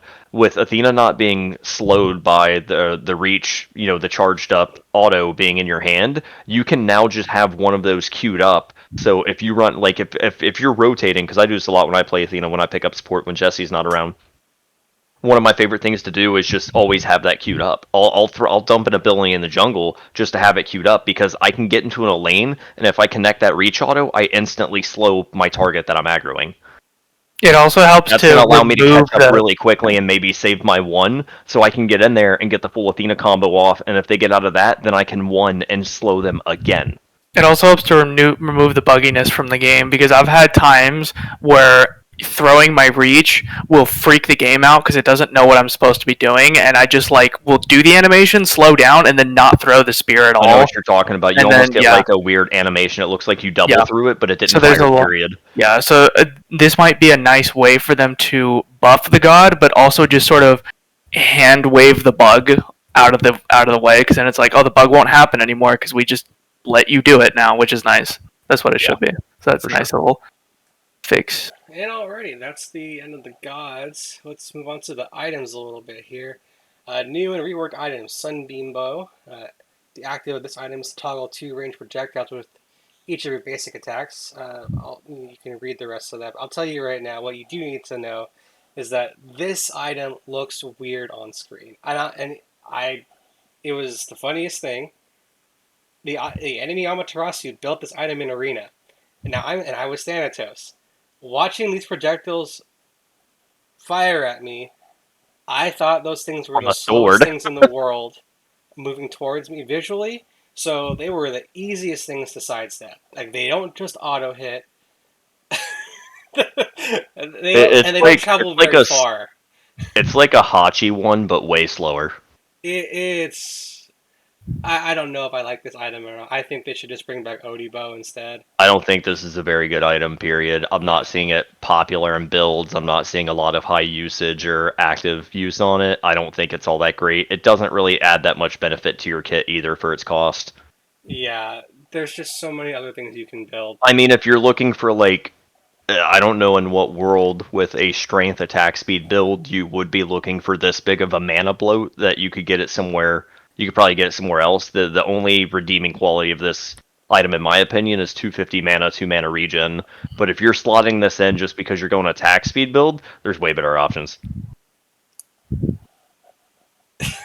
It just is so weird to look at when it's, I was like, what is Amma? Is that what Amma's new ability?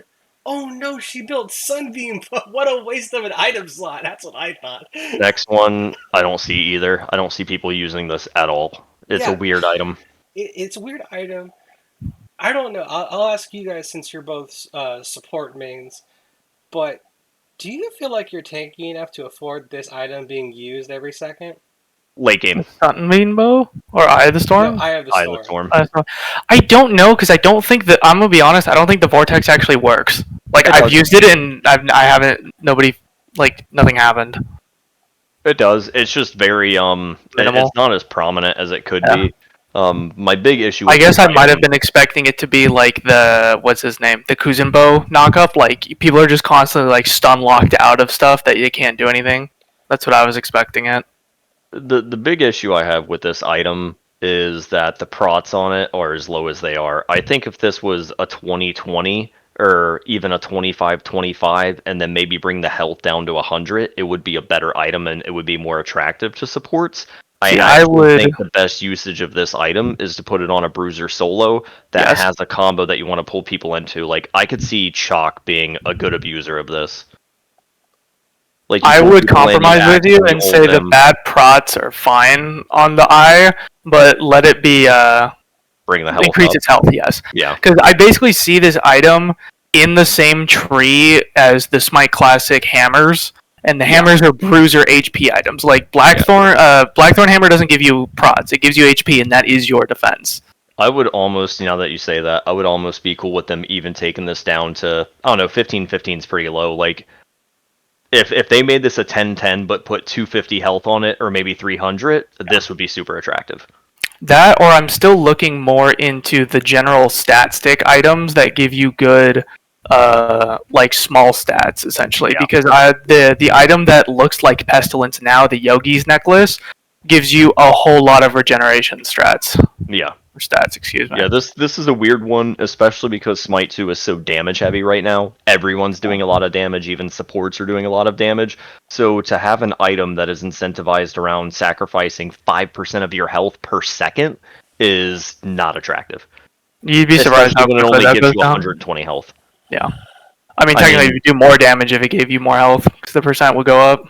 this is I think a rough one to get any high value out of, and I think it's just nobody's really going to be building this. You might see the occasional like one-off play with it, but I bet this item's probably just DOA.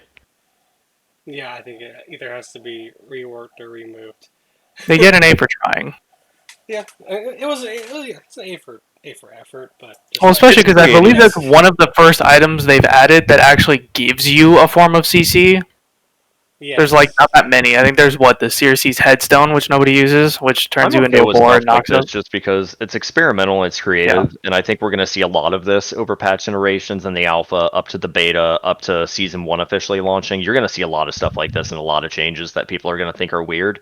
I like them trying new stuff like this. I like the utility idea behind this. I just think the execution fell flat, but I'm okay with stuff like this being tried. I want them to try. I want creative items. I want more actives in the game. It makes things more dynamic and more mechanical. This one just, it's experimental, and I think it missed the mark. Which that's okay. That's the reason you experiment. It's the reason you have alphas and betas. speaking of missing the mark or experimenting, these next two items are, I think, two of the more intriguing items that I don't see being built a lot, but I think are just being they're still in that baby phase of players looking for ways to make good use of them. So like Lifebinder here, it's relatively cheap to other tier 3 items. You get 30 intelligence, 300 health for it, and a 15 second cooldown rate. And the active is it's almost like a team active because you send out this wave and it marks enemy gods and damage, but then allies who damage a marked target will consume the mark and get heals for it. So I can see this item turning a team fight, maybe not instantly winning it, but putting it more in your team's favor if it's used well. If you the yeah, I think this might be one that is probably being a bit slept on, and I could see this item being very, very, very valuable on once we get more supports that are the bigger control machines in the game.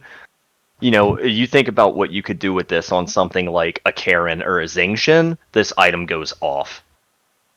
yeah, and already I'm still a fan of checking which support you're playing and what sort of items they want to go into because there are some characters who scale off of only intel and prots like Athena, or ones that only scale essentially off of their protections like Bacchus.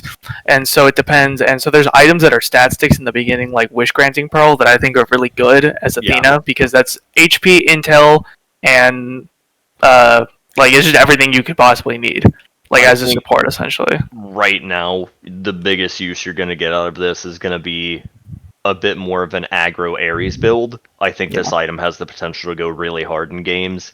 I think Athena, who else then? Bacchus, Ymir, probably could make decent usage of this, but not as good because guys like Athena and that, they're really telegraphed sometimes where like a Blink Ares is just everybody's been the victim of a Blink Ares play at some point. If you played Smite for more than a day of your life, you've probably been the victim of a Blink Ares ult. So Happens to the best I of us. think Ares could go really hard on this, especially in late game team fights, especially if you have a team that's communicating and people are calling out relics and like beads and stuff like that are down and you blink ult 3 to 4 people and pop this when they land.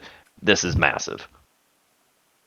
I think this item's being a bit slept on, and I think it's going to see a rise in popularity as more supports come into the game.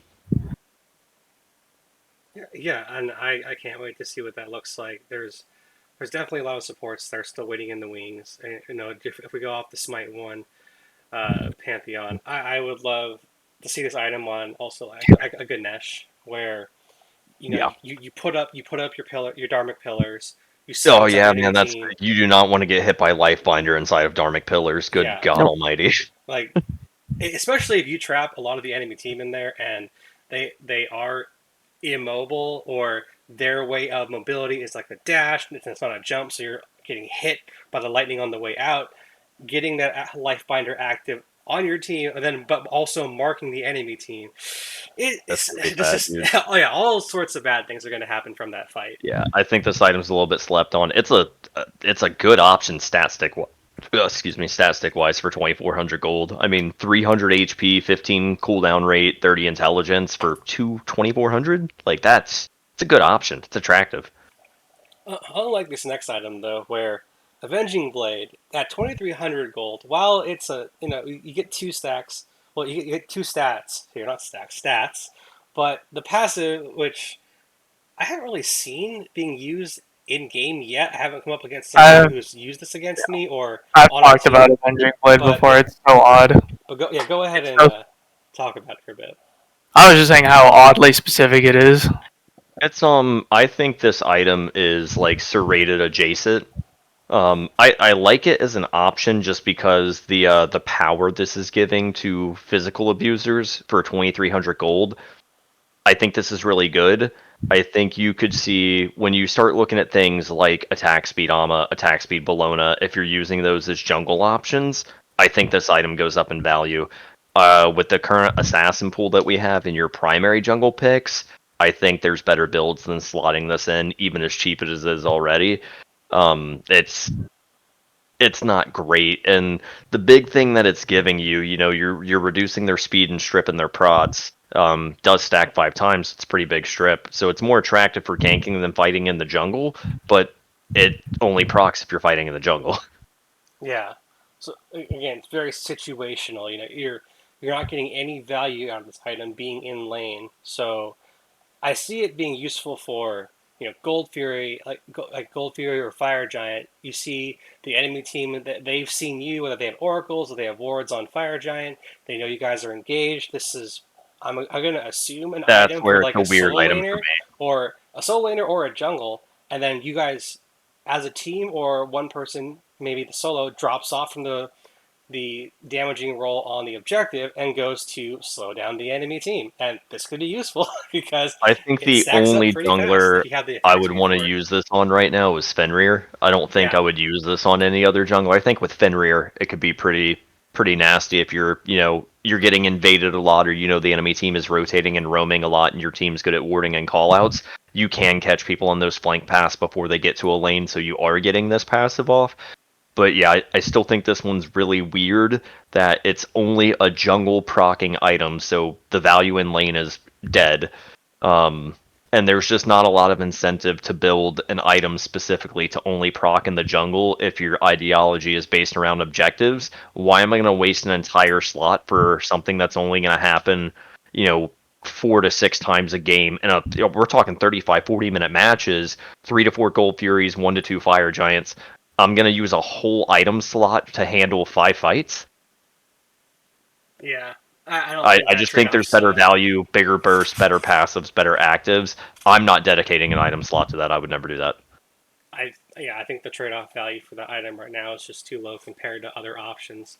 So maybe in the future it gets reworked, or they add a little bit extra of a stat to it, or they rework it in some way to maybe I could where. tell you how I would fix this item already.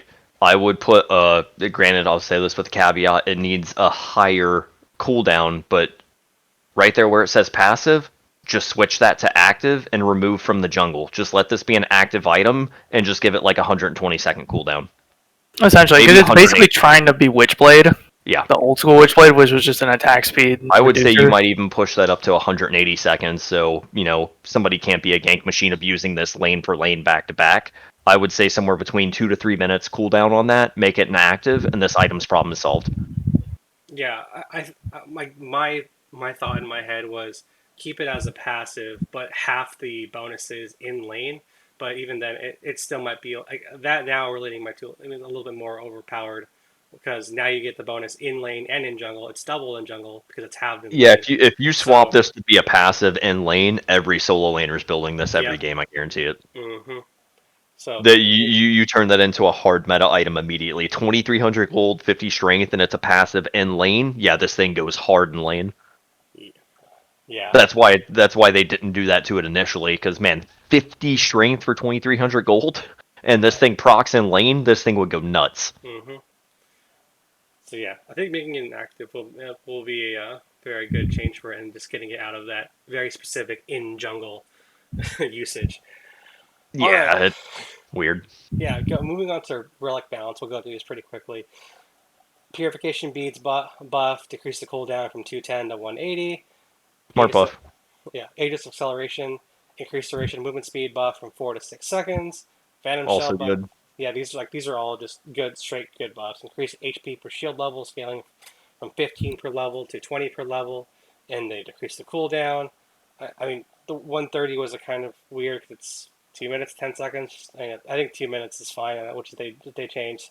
Sundering Arc nerf, jungle damage decrease from 400 plus 25 to 175 plus 25, which I think was That's a good. huge. Yeah, which I think was good though because it Mhm. it definitely kind of stops or slows down the amount of people jungle invading and just hitting their sundering arc to steal buffs early, like because it becomes a timing of who arcs it at the right time. You know, who Mhm. drops their sunder at the right time to get the buff.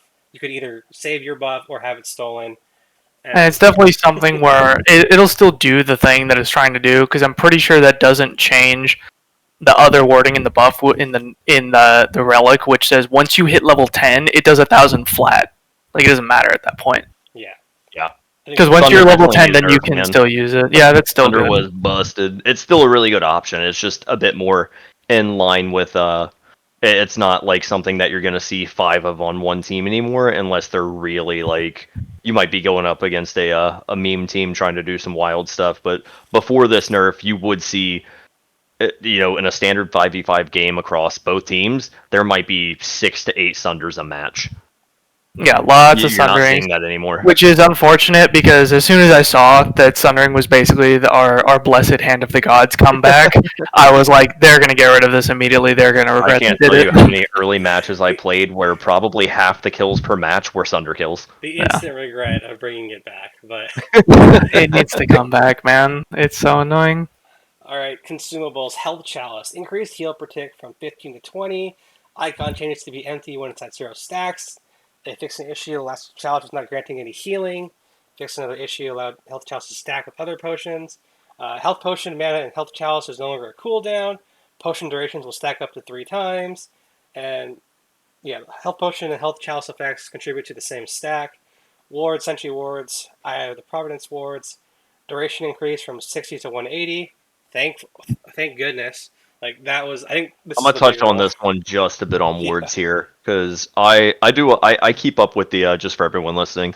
I am very invested in the Smite community, and I keep up with patch notes almost religiously. I've played every season since beta back in Smite 1. And I keep up with a lot of like the SPL, the SCC, SOC. I keep up with even smaller creator tournaments and things like that. So I'm trying to speak from a point of relative experience from time played in Smite. The biggest thing, I read a comment from PBM on X that he made a really good point about with all the experimentation they're trying in Smite 2 that we might be missing a mark here. Well, I do think 60-second wards were bad for the cost because they were up and down so fast that getting a valuable ward out was almost a crap shot. I think they kind of missed the mark by not experimenting with two-minute wards. Like, to not even try that, I think 3-minute wards are good to a degree because they make everybody feel comfortable. It's almost like a safe space kind of thing, because if everyone on your team is warding, you can create a chokehold of vision across an entire chunk of the map, and nobody has to worry about it for 3 minutes. That's a lot of vision that it almost de-incentivizes rotations and heavy jungle play. And now that I've seen that in Smite 2 since this patch a bit, I think he made a really good point about saying, hey, like maybe let's just try 2-minute wards and see how that feels, because I don't think vision should be up that permanently.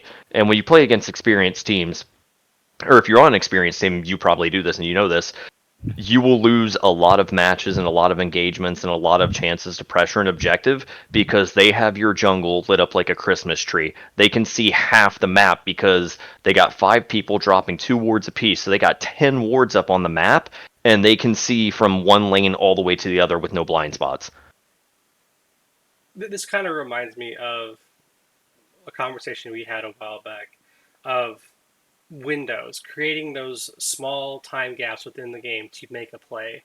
And at 2 minutes, it's just the right amount of situational awareness to Yeah. where 3 minutes again, you don't have that large Christmas tree safety of 3 minutes, because 3 minutes is a long time, as we Yeah, and don't get me said. wrong, like I have to also put out there, I hated 60-second wards. I think a lot of people hated there. Actually, that's not true. I know some people that love 60-second wards because they just were like, there should not be wards in the game. Period.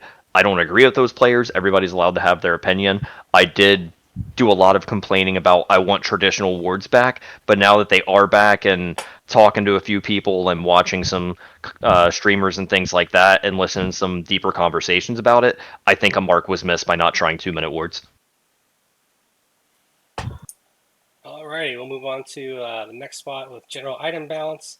Uh, Crit strike damage has been decreased. I think that's kind Thank of needed. God. Thank God. Think yeah. So like, all we can say I am is so sick of amazing. crit Ymir and crit Lifesteal Soul in all of my lobbies. Yeah, goodbye crit. I'm tired of being two-tapped by Ymir, flashing out the jungle, Sunder, and then a club to the back of the head. Honestly, like, that should just be a criminal offense at this point. Let's just see if we can get Spectral back in the game sooner than later. Spectral's in the game, they buffed it. Oh, did they? Yeah, we're, Is that, we're is gonna that get there, further it's on down? this list. Yeah. Spectral got buffed, got a big buff. Oh, there it Yeah, is. well, It's just further down. Oh my gosh. Yeah. We're yeah, it getting might there. actually be relevant now. I just nobody builds it. No, maybe that's why it's on the game, because I haven't seen anyone build it lately. Hint, Yeah. hint, press tab, check the enemy builds. Alrighty, stacking item nerfs, Devourer's Gauntlet, wah, Transcendence, wah, Book of Toth. Why do they have to keep nerfing Transcendence, man? Like nothing got so neutered in Smite Classic. I I don't know. will I really say, felt like these were I'm okay with leading the nerfs. I think the Book of Thoth one did, because I was getting away with a lot of early Hecate abuse with that, from the big buff you were getting from a 50 stack Book of Thoth, and then dropping fully charged Hecate 2 sigils. Like, I made the same point about Nuwa earlier, I'll make it again about Hecate. If I have an ability that's up every 6 to 8 seconds, depending on the CDR of my build, and I can hit higher than ultimate numbers, either the god needs nerfed or the items need nerfed. You know, I'm dropping 14, 15, 1600 damage with these abilities, and I can do it in under 10 seconds back to back. That's a bit much. I just moved from Devos to the Reaper.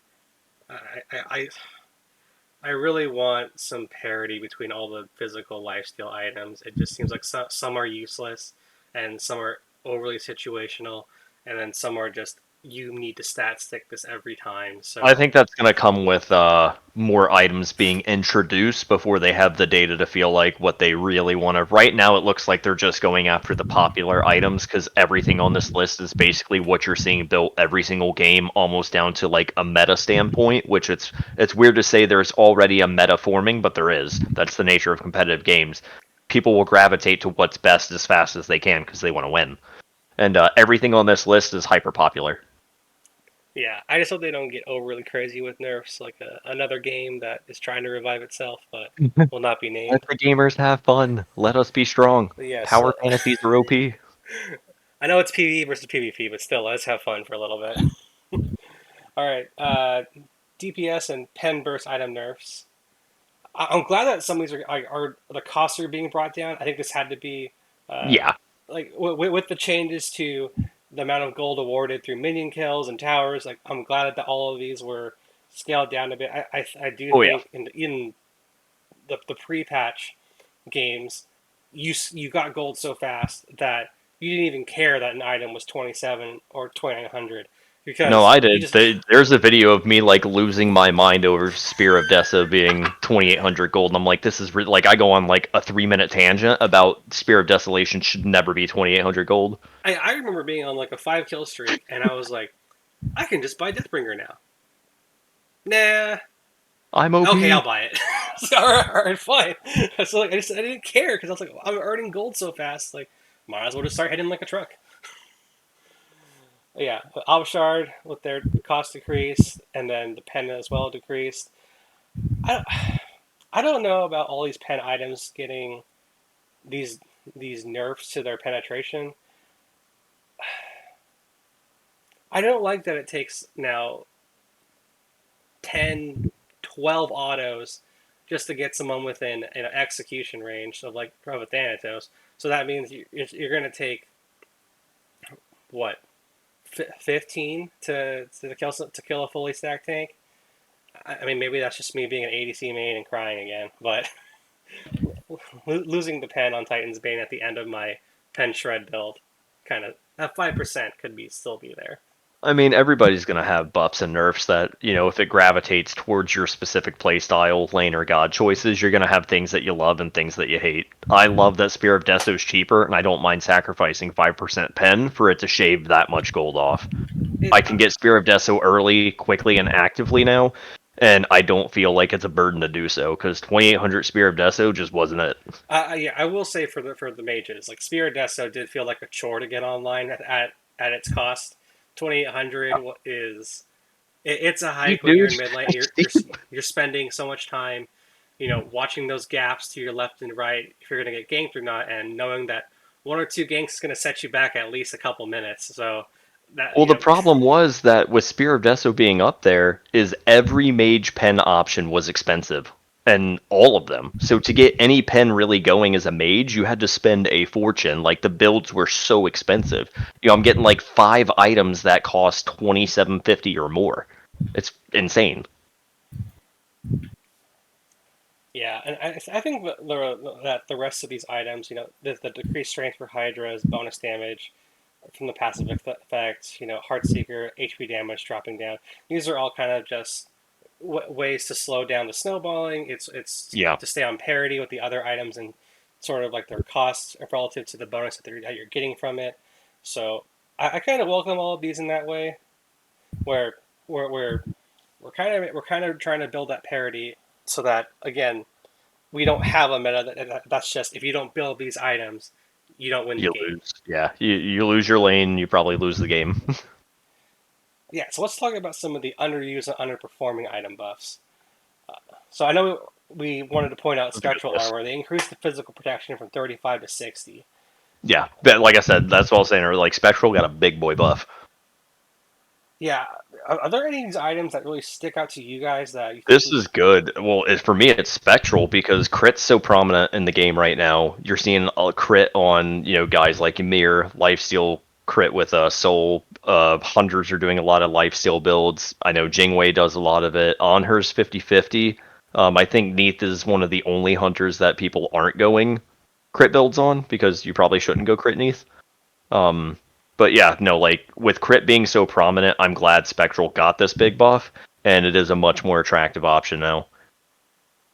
Yeah, in fact, Jesse, I wanted to get your opinion on a couple of these items, like the Wish Granting Pearl, getting that increased intelligence from 70 to 80, uh, as well as Talisman of Purification. I think these are two items that you build as a tank sometimes, and I almost always build yeah, Talisman of Purification. It's such a good item.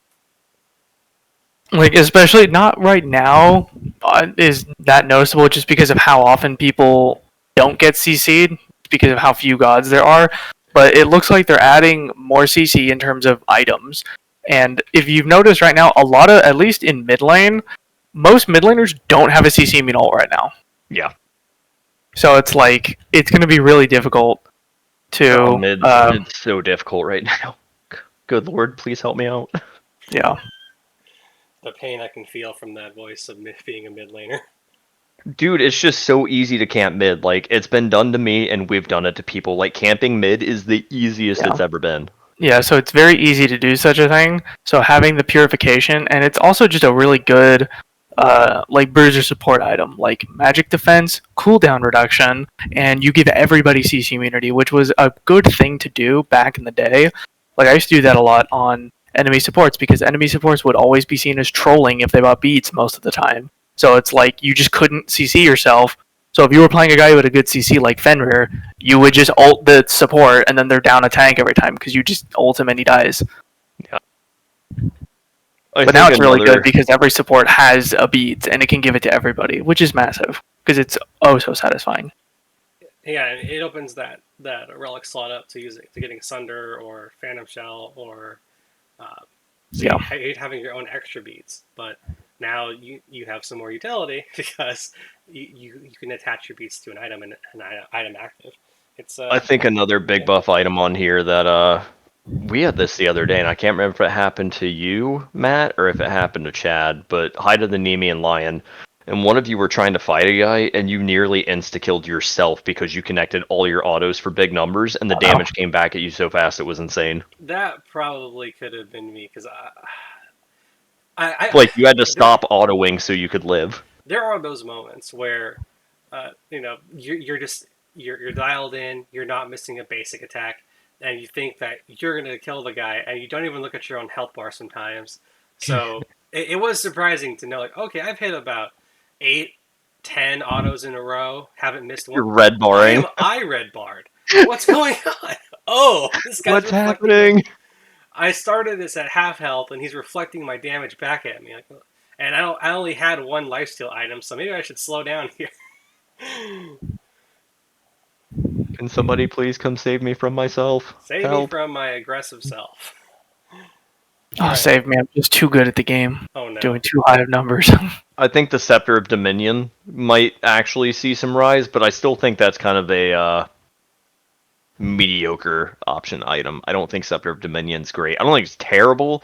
I think there's got to be more more uh more mages in the game before we see someone that's going to be like a good exploiter of that. Right now, it doesn't feel good on anybody, in my opinion. I don't know. Maybe if somebody watches this and you're a Scepter of Dominion main and you love that item, tell me why. Make it make sense. Make it make sense. Alrighty, let's move on to the bug fixes. So there's some god fixes that need to happen. Odin, Path of Valhalla, description updated to better match effect. Lunge fixed an issue where towers and phoenixes stopped targeting him if he leaped in the range. Yeah, that that needed to be fixed. Just too easy to avoid damage as Odin. Yeah. Neath backflip fixed an issue where she was targetable throughout the leap. Uh, if you were a Neath and casuals fighting another Neath, you could just ult and blast her as she backflipped, which was hilarious to get those mid backflip kills. Unravel fixed an issue where she could heal off enemy Neath weaves. That needed to be fixed. I don't agree with that at all. Like, especially if you're the one landing your hits to get weaves on the ground, and and then the enemy he can just heal off of that. Seems rather unfair. The Ares no escape. Fix an issue where gods are pulled by this ability can sometimes not be damaged and stunned. I know we've had some weird text. I think I even have a game uploaded where I'm being pulled by the Ares, and because I timed my jump is on her, I didn't get pulled at all, and I just jumped Oh further away. yeah, I've seen this in multiple games where if you time your leap or whatever it is correctly, you just completely negate Ares ult that needed desperately to be fixed. And then next we have Mordred fix an issue with his blood enemy's tracker on his ascension pass not working properly and counting progress. Pursued the weak. Fix issues where its ability, or using this ability near the edge of Odin's ultimate, causing multiple spears to instantly kill him in the air. I've seen that go off in a video, and it's the funniest thing ever. Sucks if it happens to you, but I have seen clips of it, and it's hysterical. Fix issues where he could ghost hit on his client where he'd animate the hit when he actually didn't hit a target. Those were painful to do. It's what turned me off from playing that god for a while.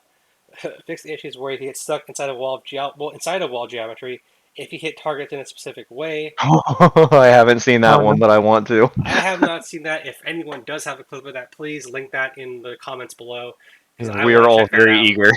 Yeah, I am eager to see what that looks like. Heart Slash fixed an issue with the SFX with stability being too loud when hitting minion waves. I mean, I thought it was just my own sound effects being too high, so I tuned that down. But no, this was it. Nah, dude, that's so That's like if you have that and headphones on, Mordred's Ultimate or just yeah, if you play with a yeah, headset, like good God Almighty, it's it obnoxiously is loud. blaring in your ears. I thought I was going to get tinnitus. Xenios the Wild Hunt fixed issues where it's polymorph with shifting shadow and radiant skin textures back to default. Some of these I haven't even seen in game, but now I wish I either recorded more of these or people should record more of their games to see this stuff happen because yeah, that looks like interesting to watch your skin go back to default. Like whoa, what happened? You just have a change of clothes immediately. Okay. All right. Fixed issues with his upper body not animating after transitioning from combat to idle stances. I haven't seen that one more thing concerning us, but hey, if it happens, then it's good that they're getting that fixed. Hecate, Spell Eater. Fix an issue where stance swap abilities can exploit the charge of this ability. Have you seen this? No, I was gonna touch on this when you got to it.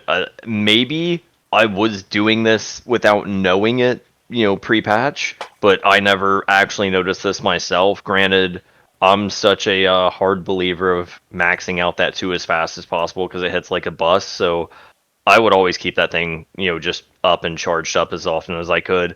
It probably happened in some of our games, I just never noticed it myself. Gotcha. The Morrigan Changeling. Fix an issue when transforming into Susano. She could get into a state where she could dash without cooldowns. That was That's funny. Yeah, terrifying. That I was have funny seen to a video of watch. that. It's hysterical. Yeah, that was funny to watch, but not when you're trying to chase him. No. Ugh. I'm glad that was fixed. Yeah, I Description of her literally, mark I kills think track. Weekend had a clip of that where somebody's literally just dashing across the entire lane nonstop, and it's hysterical. Yeah, that would be a nightmare to have to catch one day with any god in that game. You ever seen the movie Jumper? It's kind of like that. Description of her mark kills track has been updated to better indicate how it tracks from the bonus damage. Okay, that's a good fix, I guess. Thanatos fixes auto buy options to not purchase mana potions. That's kind of funny. Since he doesn't use mana. Bologna, I fixing. want to see a Thanatos with mana potion. Okay, so really quick, I want to talk about early indicators of if your fellow teammates are even remotely competent. If you see it in this game, at least, if you see a Thanatos buying a mana potion, Wrong. you should hit your Be shift key, concerned. speak to him really quickly, and go, "Hey, sell that mana potion. You don't use it anymore." You have no If mana. if they ignore you and walk out Just with that just mana roll with potion, it. just Just roll. It's yeah, nothing you can do. just roll with it. Maybe they'll figure it out eventually. Well, Bologna. one would think when you pop that mana pot and nothing happens, hopefully you'd figure it out. Hopefully the light bulb goes off. Bologna fixed an issue where she didn't have any roll tabs populating in her item store. Where she didn't have what? Any roll tabs. Yeah, Interesting. so you know how you can buy items by roll? Oh, roll. Yeah. Oh, Yeah, I see. Bologna had a bug where she couldn't do that.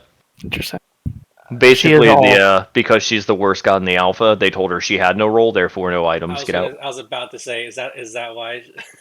Because she was so terrible. Like we don't know where to put her. So, The game literally just gave her the equivalent of pinging the fountain and saying, "Stay here." oh no. Jinwei, persistent gusts, fixed an issue where jumps and leaps over this ability were being interrupted. Maybe that's why people couldn't Wait, was catch that a me. thing? I guess I'm wondering if people like tried to do that and that's why they couldn't catch me because that was happening.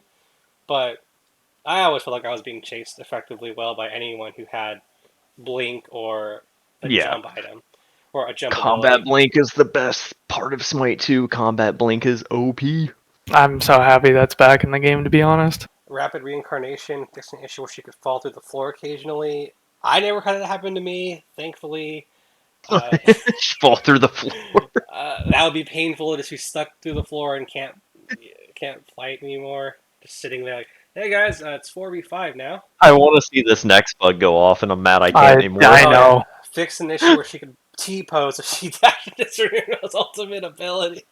Oh, that would have been Amazing. cool to see. 10 out of 10 user experience. Airstrike, fix collision issues where she could sometimes get into a broken state and become immune for longer than intended. You mean gameplay feature? Yeah, that sounds like a feature to me. That sounds like a buff that was nerfed.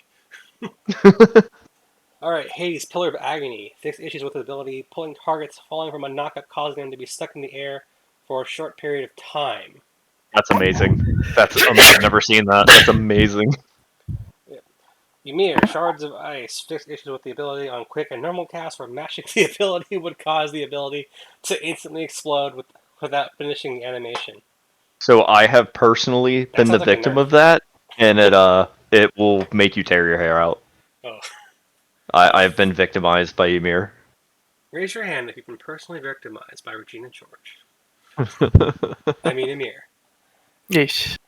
Item fixes. Cersei's Hexstone. Fix an issue with this item being able to be used while firing channeled abilities. I'm pretty sure I saw a Haddock's put out ability about this where he channeled his Ymir 4 and then used Cersei's Hexstone to like move Yeah. to move to Oh the enemy. yeah. Which is hilarious. Yeah, that. Oh. It makes sense. Lord, like ice is slippery. Why shouldn't you be able to move? Alpha. Those pre-alpha patch days. Good times. Health Chalice, fix an issue with the third potion not working or giving HP. Definitely needed. I want to get my full value. I paid for it. Spirit Rope, fix an issue where the item granted additional magic procs beyond the 40. Okay. Kind of intended for. Fix an issue where the item's passive effect was incorrectly providing intelligence. Oh wow. OP. Did I just not see people build this against me? Because I don't think I ever saw someone build Spirit Rope in our games.